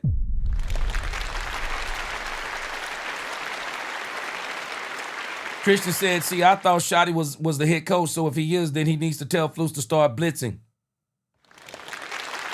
I'm telling you, this is why, to me, this is about Brian Schottenheimer right now. I really want to see how he pushes Matt Eberflus. Matt Eberflus needs to be pushed. Newhouse fam said Eberflus is a clown defensive coordinator. Man, the way he sounded in that interview, man, that got me. Oh, I'm going to get, matter of fact, we'll play that next. Travis Beck, we'll play that next. If we have to, we'll save some of this other stuff for Cowboys After Dark. So, in actuality, we've already kind of hit on the defensive changes. And I'll switch to that, and then we're going to go back up to, we'll probably just do the bad defense, and we'll save the broadest thing for tonight. But I want to show us what Mitchell Green was talking about. So I want to take us to these defenses. So let me deal with this part first. This is zone defense. This is zone defense. Let's make this goo goo gaga.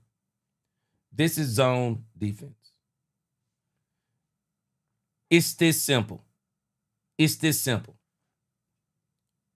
So, of course, here at the bottom, you can see the you can see the offensive alignment. And, of course, here, corner, corner, corner. And then, of course, you got your safeties. This is kind of what you're dealing with. And then in here, of course, you got your linebackers. You got your linebackers playing in there. So the simple part of cover 2, as you'll notice, if you can't see it, these arrows are pointing here for a reason. Because the simple part of cover 2 is that the safeties are supposed to make sure that nothing gets on them deep. That's the simple part of this. The simple part. They are not supposed to let anything get behind them. And we already know the point of this whole thing with these, the point of this whole thing when you look at these cornerbacks, they are going to automatically try to push the receivers inside. Because their hope is that if the wide receiver runs out and he runs these seams, is that the safety help comes over the top. And in the corner is supposed to cover anything over the top of him. That's what he's supposed to do. That's what he's supposed to do. And then, of course, your linebacker here, if there's if there's something short, he can get in this zone. Or if it's in the middle, he can kind of get in that zone. The middle linebacker, he can kind of help either way. Same thing with this linebacker. He can help with this part of the zone. Or if it's a short throw to the wide receiver, he can help in this part of the zone. The safeties, if they're playing zone pass, they don't need to be consuming themselves all down in here. The only thing they need to be doing down in here is coming up and making a tackle. Because the goal is even though in cover 2, it may appear that the middle of the defense, it may appear that it's open, but the reality is in this cover 2 is that everyone is supposed to be able to converge in that middle. So as you can see how these arrows are drawn and how the circles are, that nobody can kind of get in there. That's what it's supposed to be. That's what it's supposed to be. This is simple cover 2. So in the grand scheme of things, how do you simplify this? And notice, they got some stuff up here. I want you to notice what they got up here. It says, vertical man 1, number 1, shallow. Vertical man 2, shallow. Vertical man 2, shallow, double number 1. Vertical man 1, number 1, shallow zone. So I'm missing the communication part. What could be the communication? If the Z is running a seam, are we saying that the communication is the Z is running a seam? And so the corner is supposed to do what? What is the corner supposed to tell him? What is he really supposed to tell him on this? He's either going to get his butt back there or he's not. I don't understand what the communication part is. Now, Mitchell Green brought up Tampa 2. Now, this Tampa 2 thing is probably where it requires some communication. Hold on, let me see. Tampa 2. Now, this may be where you're talking about it requires some kind of communication. Because inside of this Tampa 2, and this is a place where I do think the Cowboys may need to pay attention, I've noticed something about the Cowboys and this whole thing with the linebackers. I think this is where they may be suffering, is the linebackers part of this zone. Notice, he says Sanborn played the run well. Murray playing the run well. I don't know what they're saying about Damone Clark. I ain't heard nothing about Damone Clark. But I want you to notice a part on this diagram that I don't see the Cowboys doing very well. And it's this part right here. This is where I see the Cowboys suffering. The Cowboys are suffering where Murray, I haven't noticed Murray necessarily being this part of the zone. I haven't noticed it. I'm not sure. And maybe this is where Malik Hooker, maybe this is where they're suffering. Because if you look at this Tampa 2, these are your two safeties. Of course, you can see them here highlighted in this turquoise. These are your two safeties.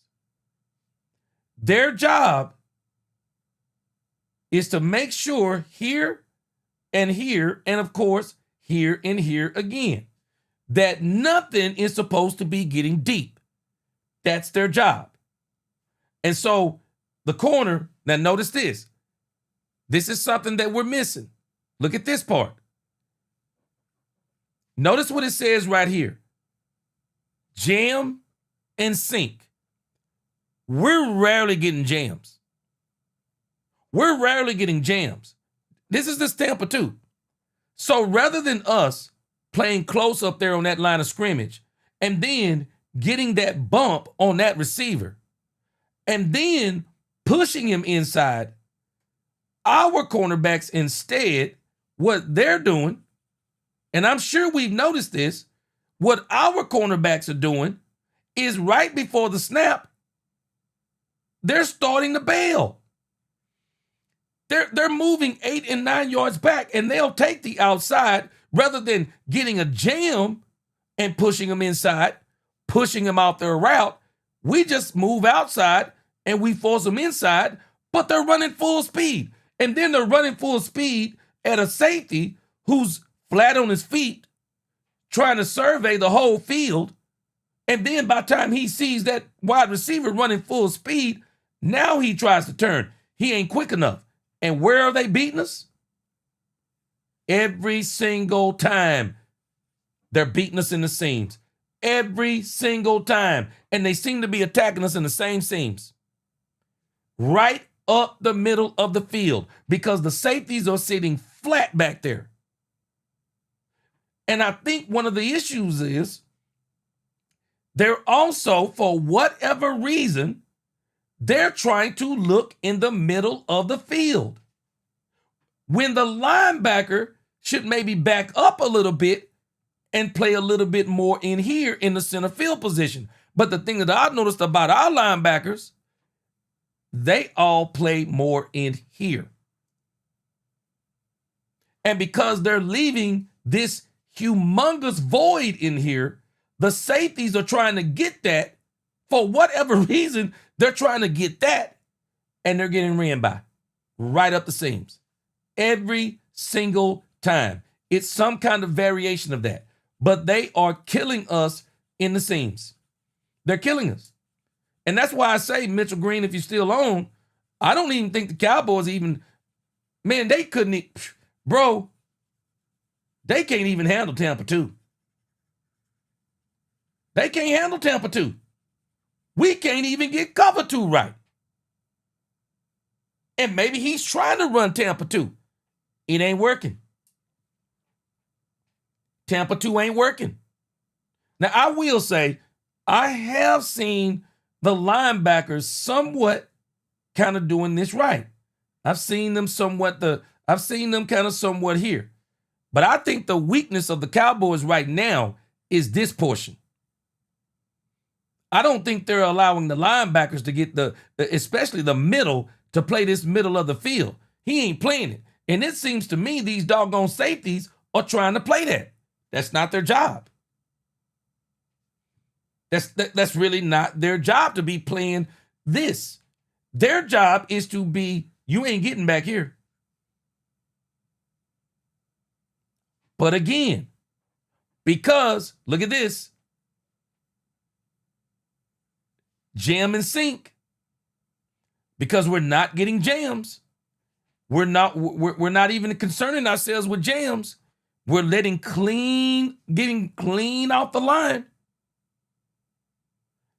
I'm just telling you with this Cowboys defense, the way they're playing it, these guys right here, if they don't stay back here, it's too late to react at a wide receiver running full speed off the line, up the seam. It's too late.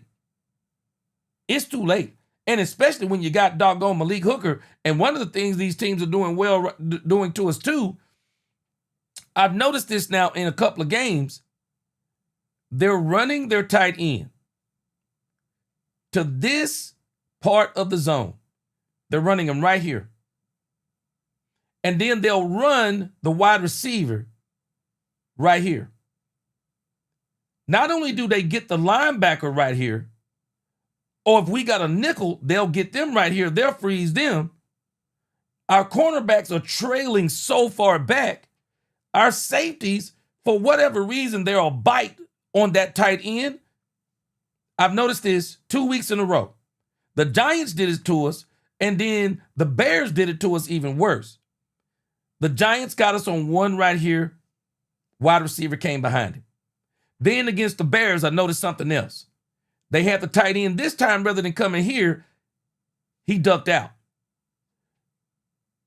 We saw the cornerback here. The linebacker is still up in here, and the safety bit down on the tight end, and the wide receiver again goes by him on the seam. Or vice versa with the tight end. We saw with Malik Hooker. He ran by him on the seam. Malik Hooker bit down on the wide receiver. We are struggling. Man, I don't even think we could even be imagining. We couldn't even be thinking about cover 2, bro.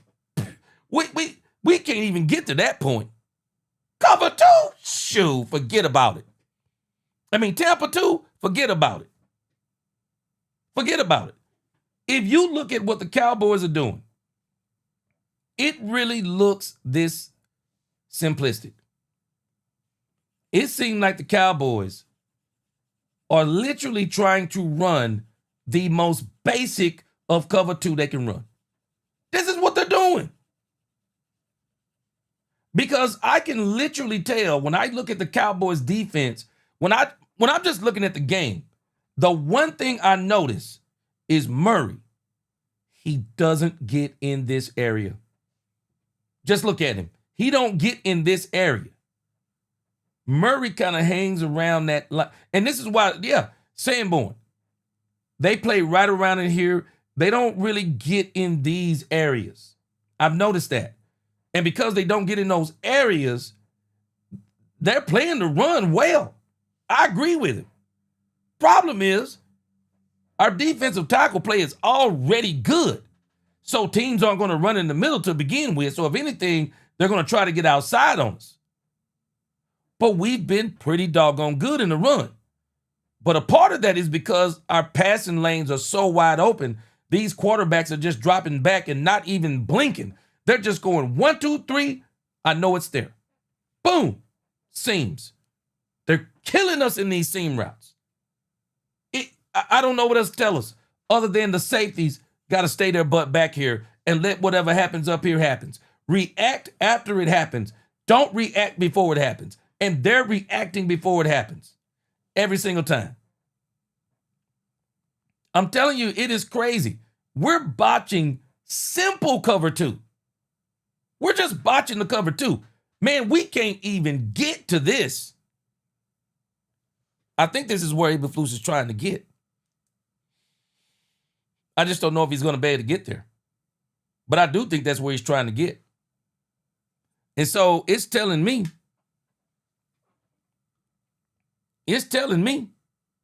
that we're going to be seeing Eberflus for a while. I think we're going to be seeing Matt Eberflus for a while. If this is the defensive philosophy that Brian Schottenheimer wants and the Cowboys want, we are going to see this for a while. Because in order for the Cowboys to even get to this point, they need personnel. They need personnel. This right here, I'm telling you, we don't have the personnel. Now, looking back at this diagram, this is why I say what the Cowboys need to do looking at this defense. I mean, this is very simple to me. Let me see. This diagram might be a lot cleaner here. Again, looking at this diagram I got right here. Look at this one. Notice what this one shows us. Tampa 2. I'm noticing Murray ain't doing this. Murray, to me, ain't doing this. Our safeties are playing this. And this is why they're getting their doggone socks burnt off of them. They're playing something they're not supposed to be playing.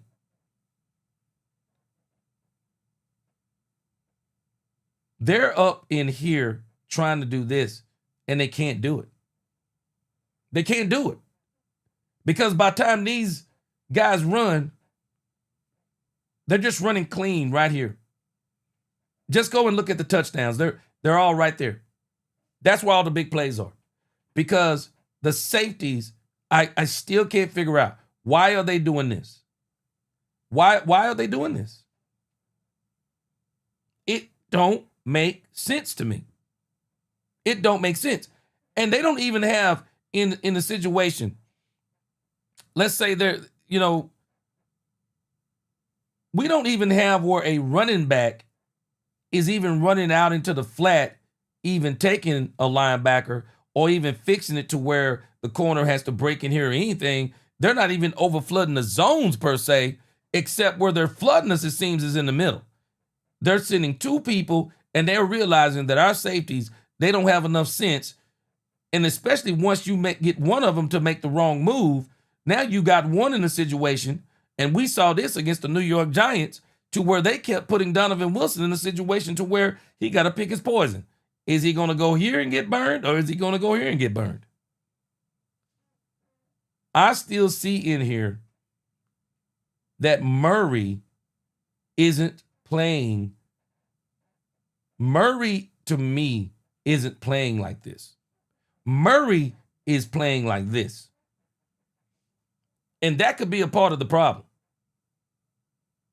Tell these doggone safeties to stay back, and let these doggone linebackers, let them get a little bit further back. Bro, who cares if you get hit with the run? If they get outside, then come up. Who cares if you get hit? Who cares if you get hit running, bro? They're not killing you running. They're killing you passing.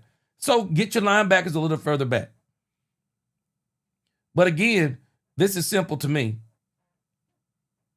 The Cowboys need to move Bland back outside. Move Bland back outside. It's pretty obvious that they're bringing in an extra nickel back in situations. So Reddy has been fine. Let Reddy stay where he is.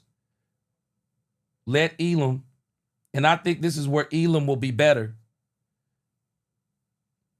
I will let Bland, if I'm the Cowboys,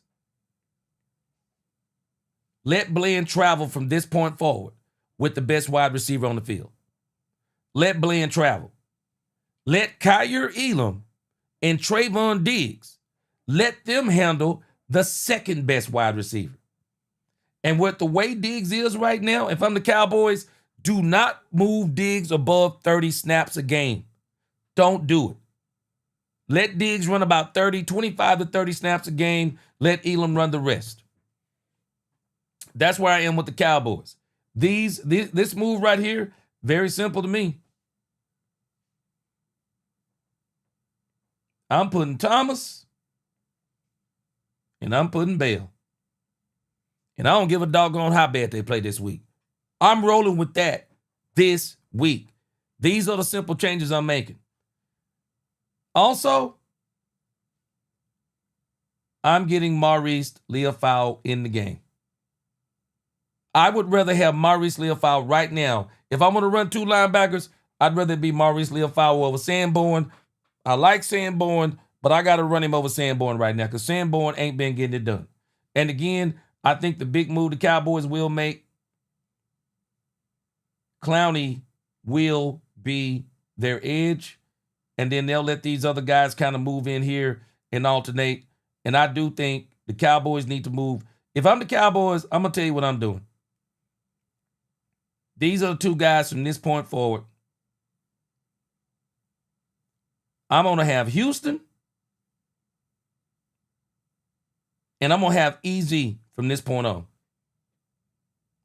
I'll use Fowler and Williams only to spell Clowney. They're going to divide up for me about 35. They'll divide up for me maybe about 25 snaps. That's kind of where I am with the Cowboys if it's me. They have got to make these changes because the personnel they have currently, bro, if you got to struggle this hard, man, stopping the run, stopping the pass, oh my gosh, bro. It's just not that hard, man. It's just not that hard. All right, let's go over here real quick. Appreciate y'all rocking with me tonight. We're going to get off here in a few. We got to get ready for Cowboys After Dark.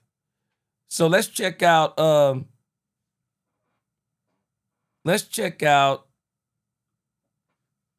Kenny Clark. I saw this pop up earlier. I always like to hear Kenny Clark speak because Kenny Clark to me speaks like a football player. Kenny, obviously there's a lot of talk. All right, let's check out Kenny Clark. And then we're going to get ready for Cowboys After Dark. For all you people who stay up late like I do, go ahead and get your coffee percolating right now. We're coming back tonight for Cowboys After Dark. Let's check out Kenny Clark real quick since we're talking about defense and changes. About Micah coming home to play his former team. But looks like you're going to be playing your former team as Yeah. well. I mean, do you just approach this as just another game, or or do you find yourself kind of trying to beat back the emotions to make sure you stay level? I mean, of course, when you've been somewhere for 9 years, it's hard to not have those emotions. But I mean, it's another game. It's another game at the end of the day. I'm gonna be amped up. I'm gonna be ready to go. I'm prepared, do everything I got to do in order to help my team win. But at the end of the day, yeah, we trying to get 1-0 today. Somebody got to tell the truth. Bro, man, I'm coming back to my old team. I'm fired up because Michael Parsons is fired up. People are underestimating Kenny Clark. No one's hardly talking about Kenny Clark playing his old team. Oh, it's the Michael game. Okay, keep on thinking like that.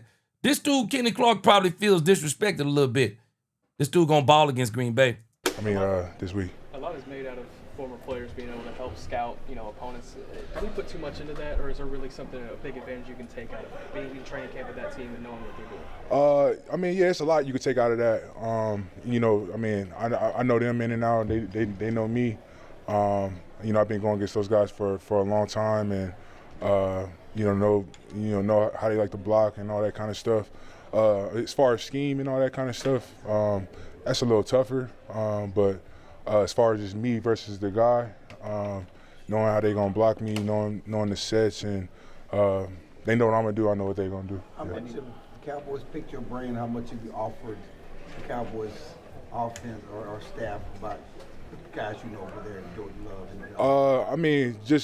If any little nuggets they need, of course I'm here. It ain't been too much, anything they would want to know, I'm gonna give to the best of my knowledge. I'm gonna tell them. Also, too, as a side note, speaking of former players, I forgot today the Cowboys picked up Corey Ballantyne, put him on the practice squad. Used to play for the Packers. He's kind of been like a journeyman, if I'm not mistaken. 6th round pick of the Giants, played for the Green Bay Packers from 2022 to 2024. Got cut by the Patriots last week. Cowboys picked him up.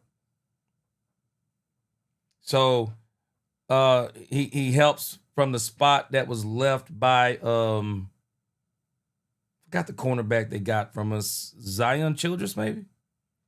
I may have the wrong guy. But the Cowboys had a practice squad spot, and so they picked up Corey Ballantyne. And I don't find it to be coincidental.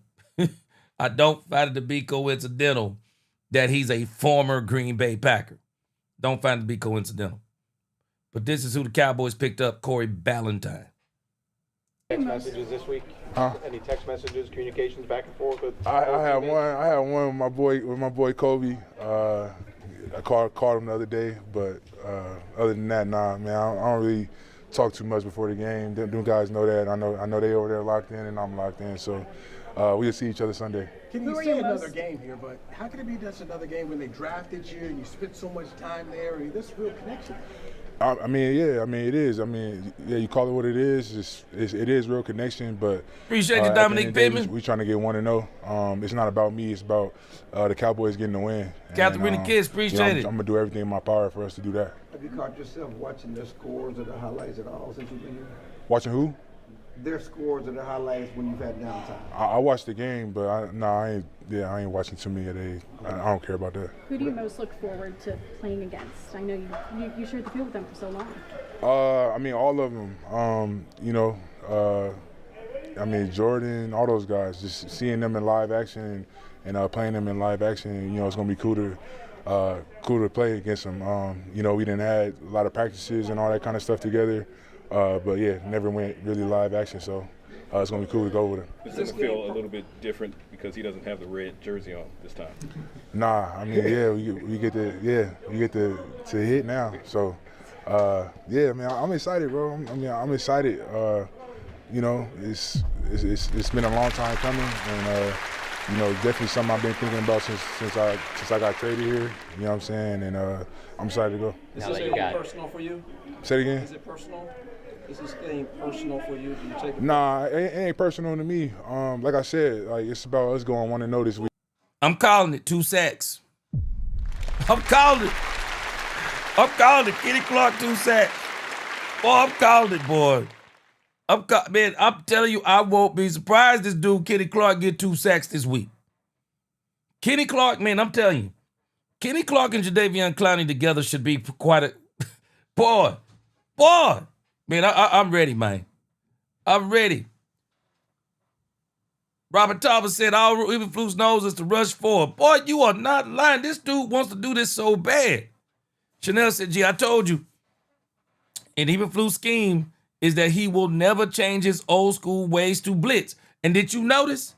The dude asked him about blitz, and he said, well, there's ways to get to the quarterback too, or there's ways to have success too with rushing 4 and drop 7. I'm sorry from Brian Schottenheimer. I'm stepping to him and I'm telling him, bro, I better see some blitzes.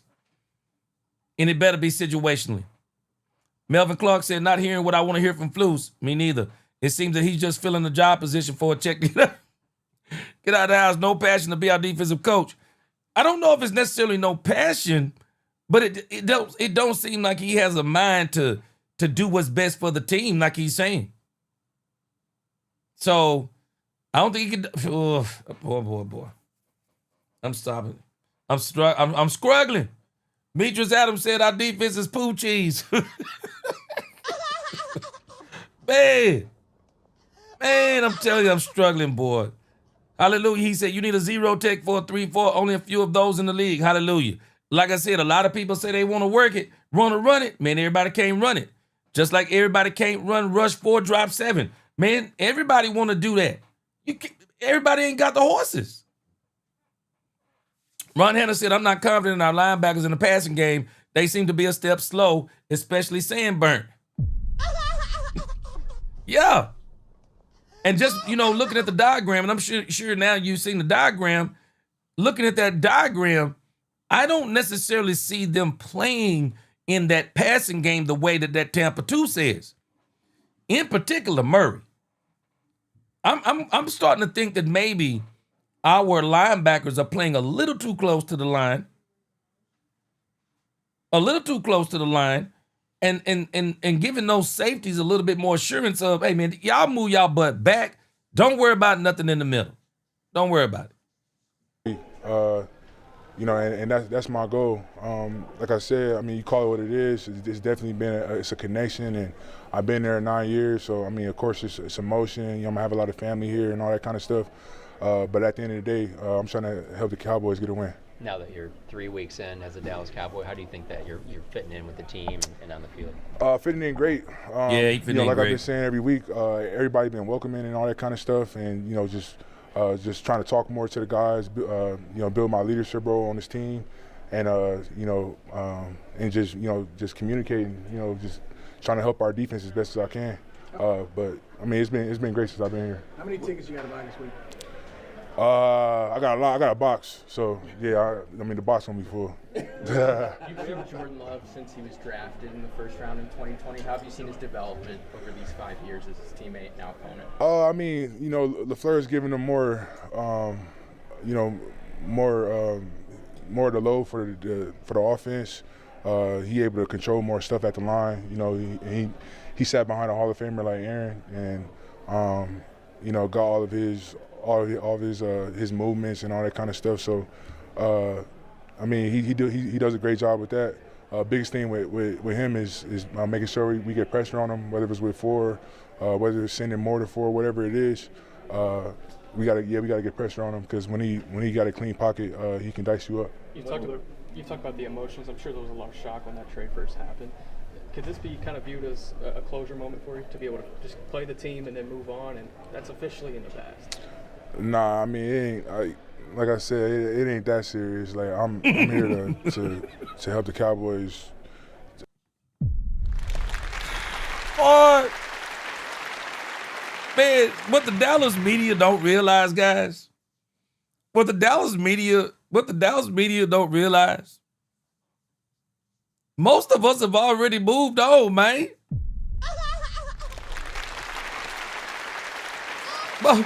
Most of us have moved on, man. It ain't that personal for us, man. We really, once this game is over, man, it's over for us.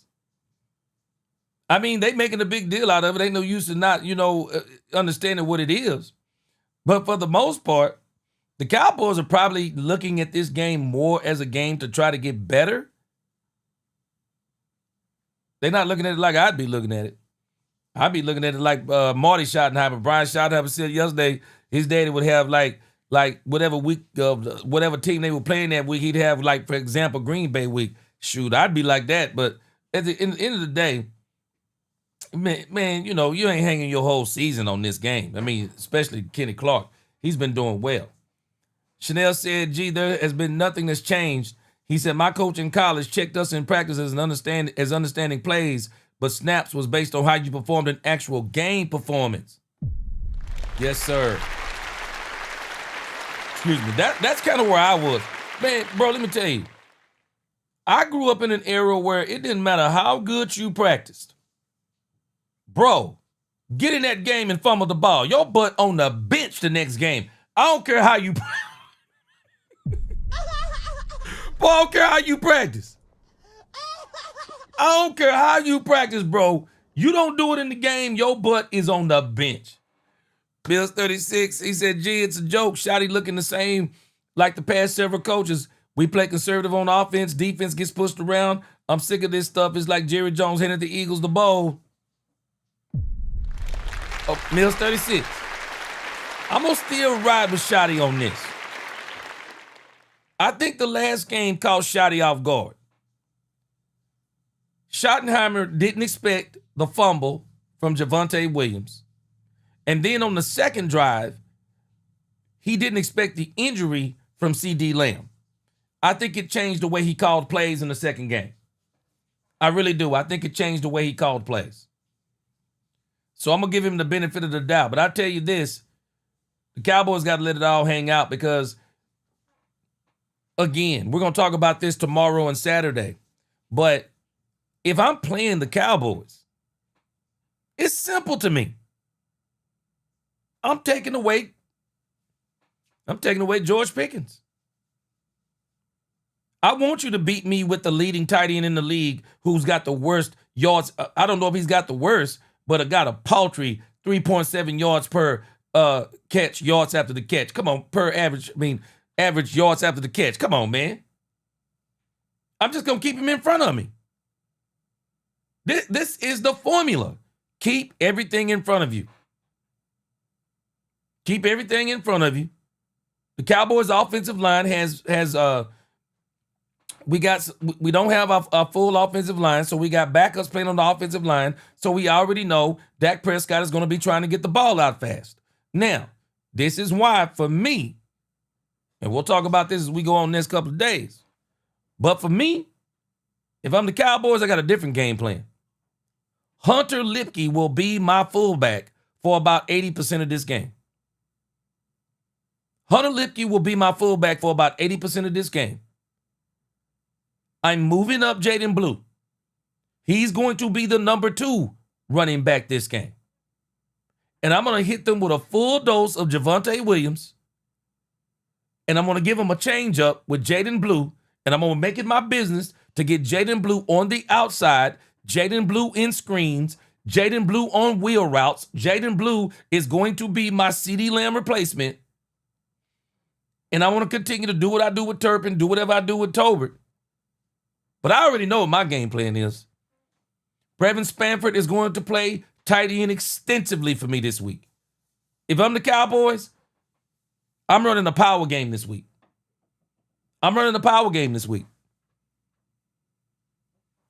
They're going to have to run the ball. They're going to have to run the ball, and then they're going to have to take some shots when they get them. They got to figure out a way to get some shots.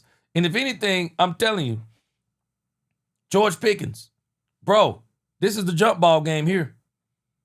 We going back Tony Romo, Dez Bryant style. We going back Tony Romo, Dez Bryant style, bro. I want you to run past the corner, see if you can beat the corner, and if you can get that safety to where I know you got the corner beat, it's going to be you and the safety. I'm throwing it over the top. It's either going to be an interception, a drop. It's going to be an interception, a knockdown ball, or it's going to be a touchdown. That's where I'm going. This is a very simple game to me to go against the Green Bay Packers this week. Smoke check. He said, bro, you learned the basics of zone coverage at Pee Wee and Junior.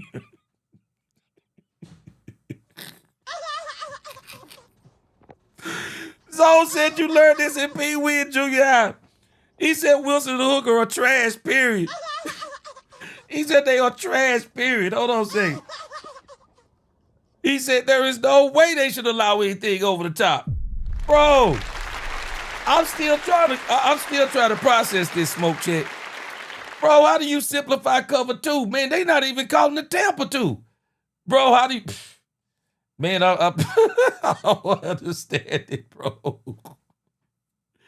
Quasi Blake said we'll beat the Jets and the Panthers, but that will prove nothing and only hurt our draft position. To try to build a great team, you have to lose big. Quasi, I think man, let me tell you something. If they beat the Green Bay Packers, and I'm telling you, I think they have an opportunity if they will just make the changes. If they won't make the changes, it ain't going to happen. But if they'll make the changes, they're going to beat Green Bay. You watch what I tell you. The Green Bay Packers are in a very weird... Let's play the rest of this, and then I'm going to tell you why the Green Bay Packers are in a very tough situation in this game. Get a win. Like, it's football at the end of the day. I ain't finna make it as big. Bigger than what it is. I'm definitely excited. I'm definitely ready to go. I'm gonna prepare my ass off to get a win and to kick ass on Sunday.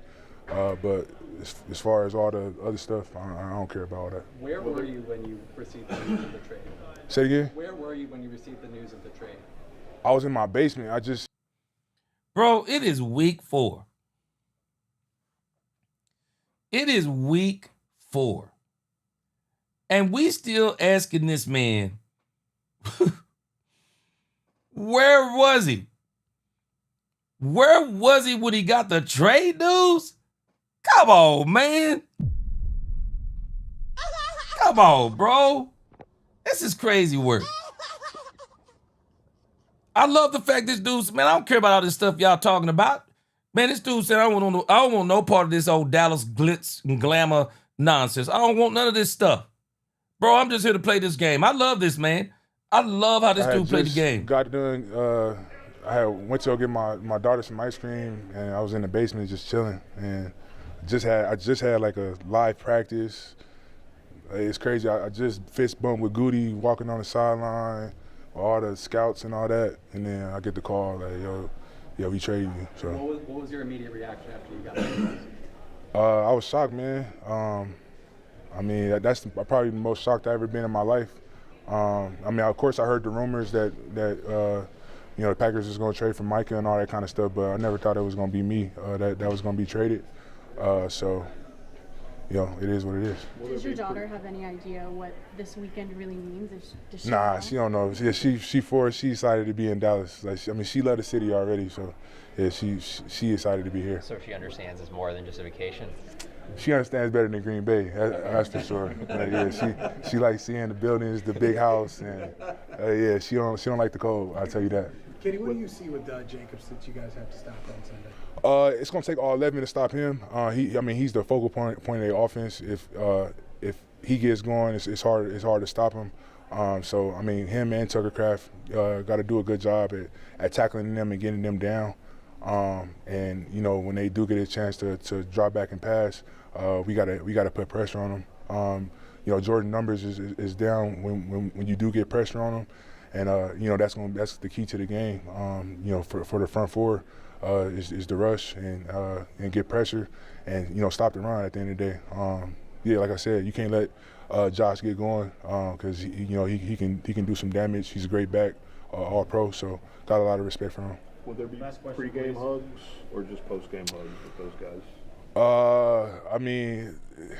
Like I said, when it's game time, I'm playing. I'm in the game. You know what I'm saying? So if those guys want to come up and I ain't seeking out for a hug or none of that kind of stuff. It's all love, and they know it's all love. And after the game or before, whatever it is, we can do that.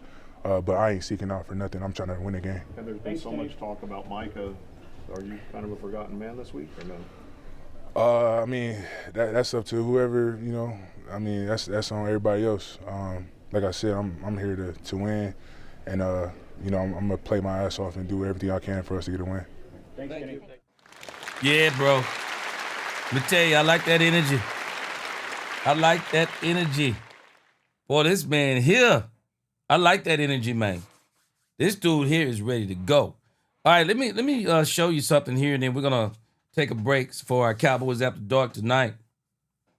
But I'm telling you,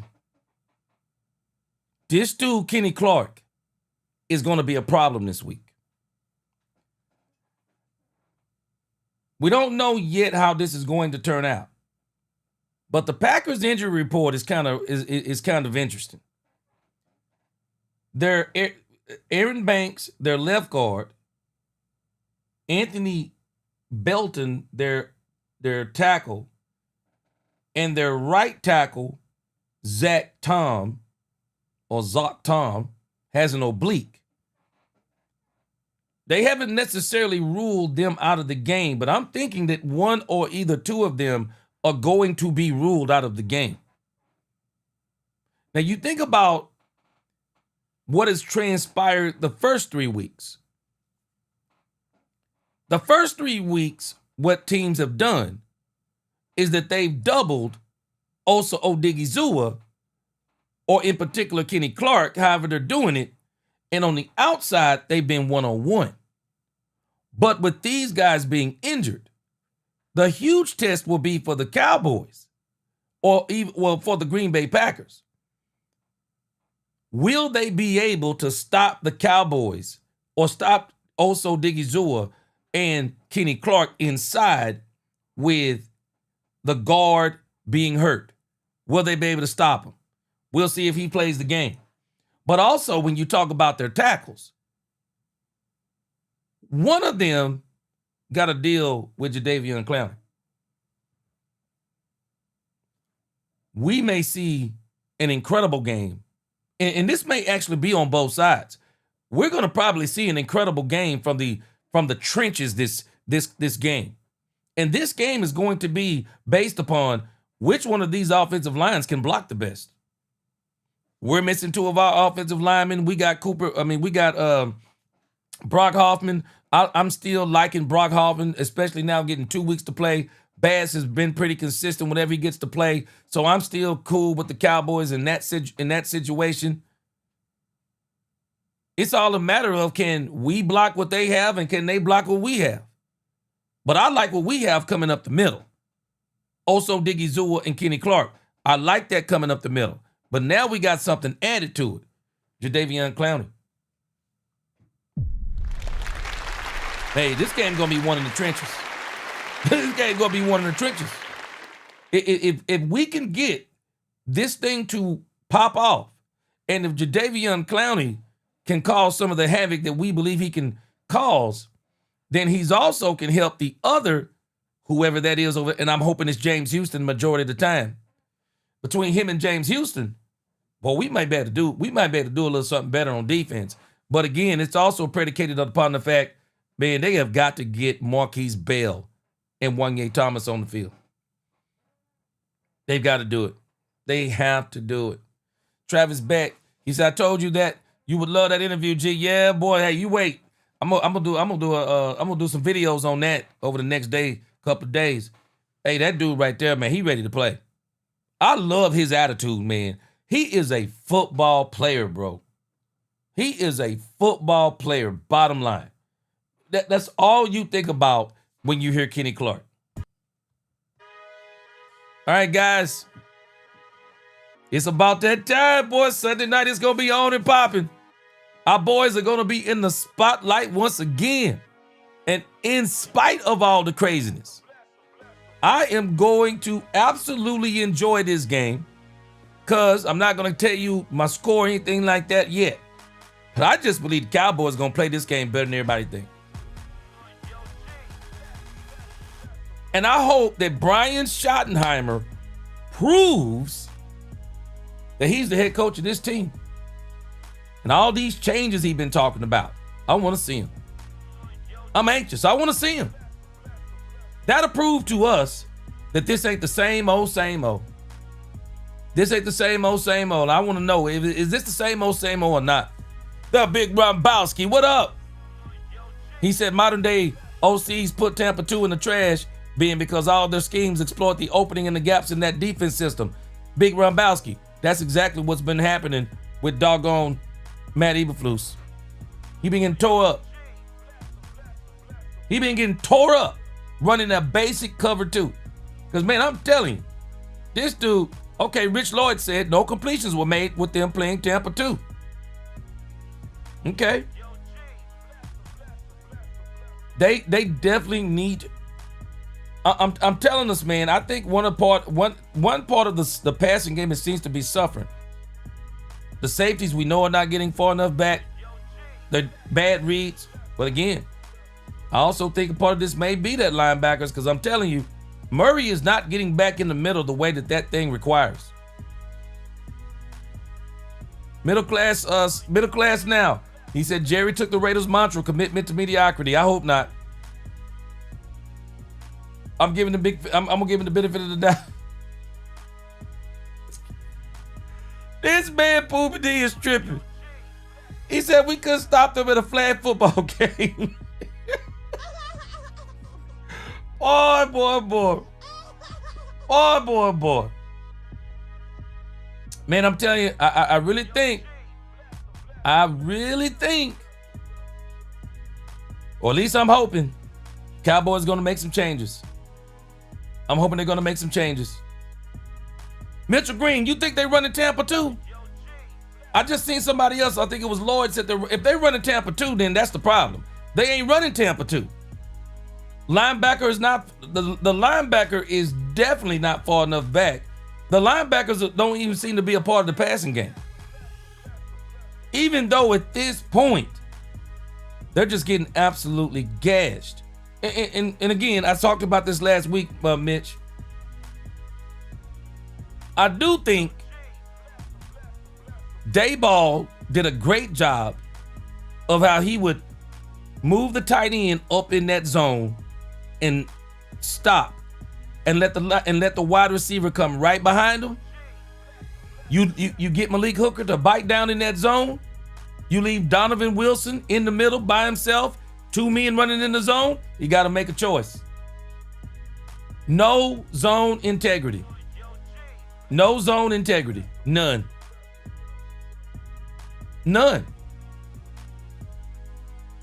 So they're going to have to make sure them safeties, man, they got to. Okay, Rich Lloyd said most of the incompletions in this game were against cover 2. They did damage against cover 3. So we ran cover 3 zone? Okay. We'll talk about that tonight. I'm going to go back and look. You said they ran some cover 3 zone.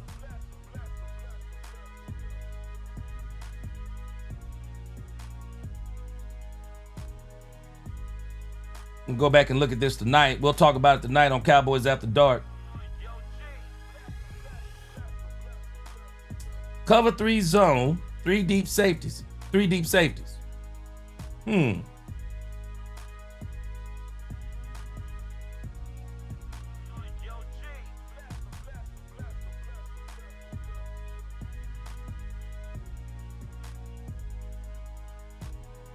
Okay, I'm just kind of looking at what you're showing, what you're telling me here. Okay. Yeah, cover 3. Let's look here just for a second. Appreciate that input, Lloyd. Let's look here. I think this is what you're talking about here. Now, I did notice some of this, if this is what we're talking about. Because I did notice that Malik Hooker, for whatever reason, he seems to always kind of be down exactly where this safety is, if y'all can see where this safety is. And not maybe that far down, but it seems like that's where he is trying to bite down. Well, that's too complicated for them. Because they're killing us. They're still getting us in the seams. they're still getting us in the seams no matter what we do. Yeah, I did notice that Malik Hooker was up a little far. Yeah, because we're playing primarily.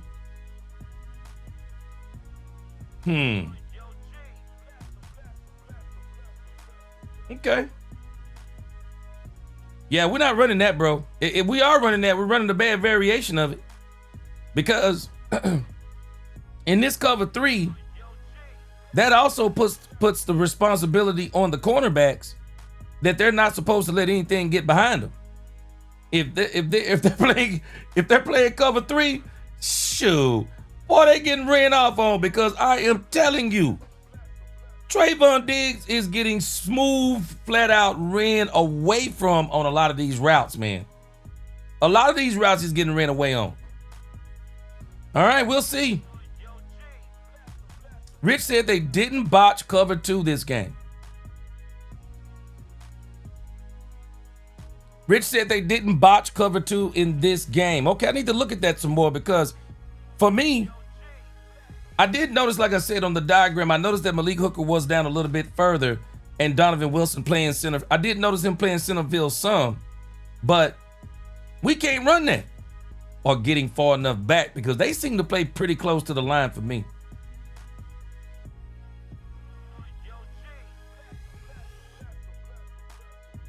Yeah, Chanel said you need athletic players with speed, good vision, and coverage skills, particularly a fast middle linebacker. Yeah, and safeties with deep range and ball skills. Exactly. We don't have it. And I don't even think we have it for cover 3. Cover 3, that requires a super, if that safety's going to play center field, ain't no way. Man, this dude got to be so fast. Not to mention, our cornerbacks are letting these guys get behind them. No, we ain't playing this. If we are trying to play it, we ain't playing it right. All right, we're gonna be back tonight at midnight. We'll be looking at this some more. I'm gonna go back and look at what Lloyd is giving his input on. I appreciate it. I'm gonna go check that out about this cover 3. See when did they run it. Rodney Evans. Man, I can't even explain the Cowboys on this stuff, bro. I can't even explain it, bro. These dudes playing 8 yards off the ball almost every single down, no matter what they run. Even in zone, man. Even in zone, it requires some jams. Even in zone, it requires that. We don't do it. Yeah. Chanel says new school defensive schemes in the NFL emphasize pattern matching coverage, especially quarters covering coverage variations, which require defenders to react to route combinations. Yeah. And I do think Elam stays in phase pretty good. I just think that Elam been getting beat on some great throws. Elam has just been getting beat on some good throws, man. I mean, period. All right, let me see. Rich Lloyd. He said Flus mixed it up. Played cover 3, cover 1, cover 4, blitzed. He said when they did play cover 2, they had mostly incompletions. Okay. I'm going to go back and look at this. You said he varied it up.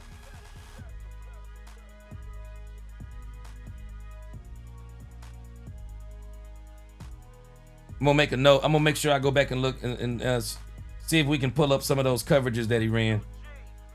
All right, I appreciate you, Lord. I appreciate your input on that. Appreciate you.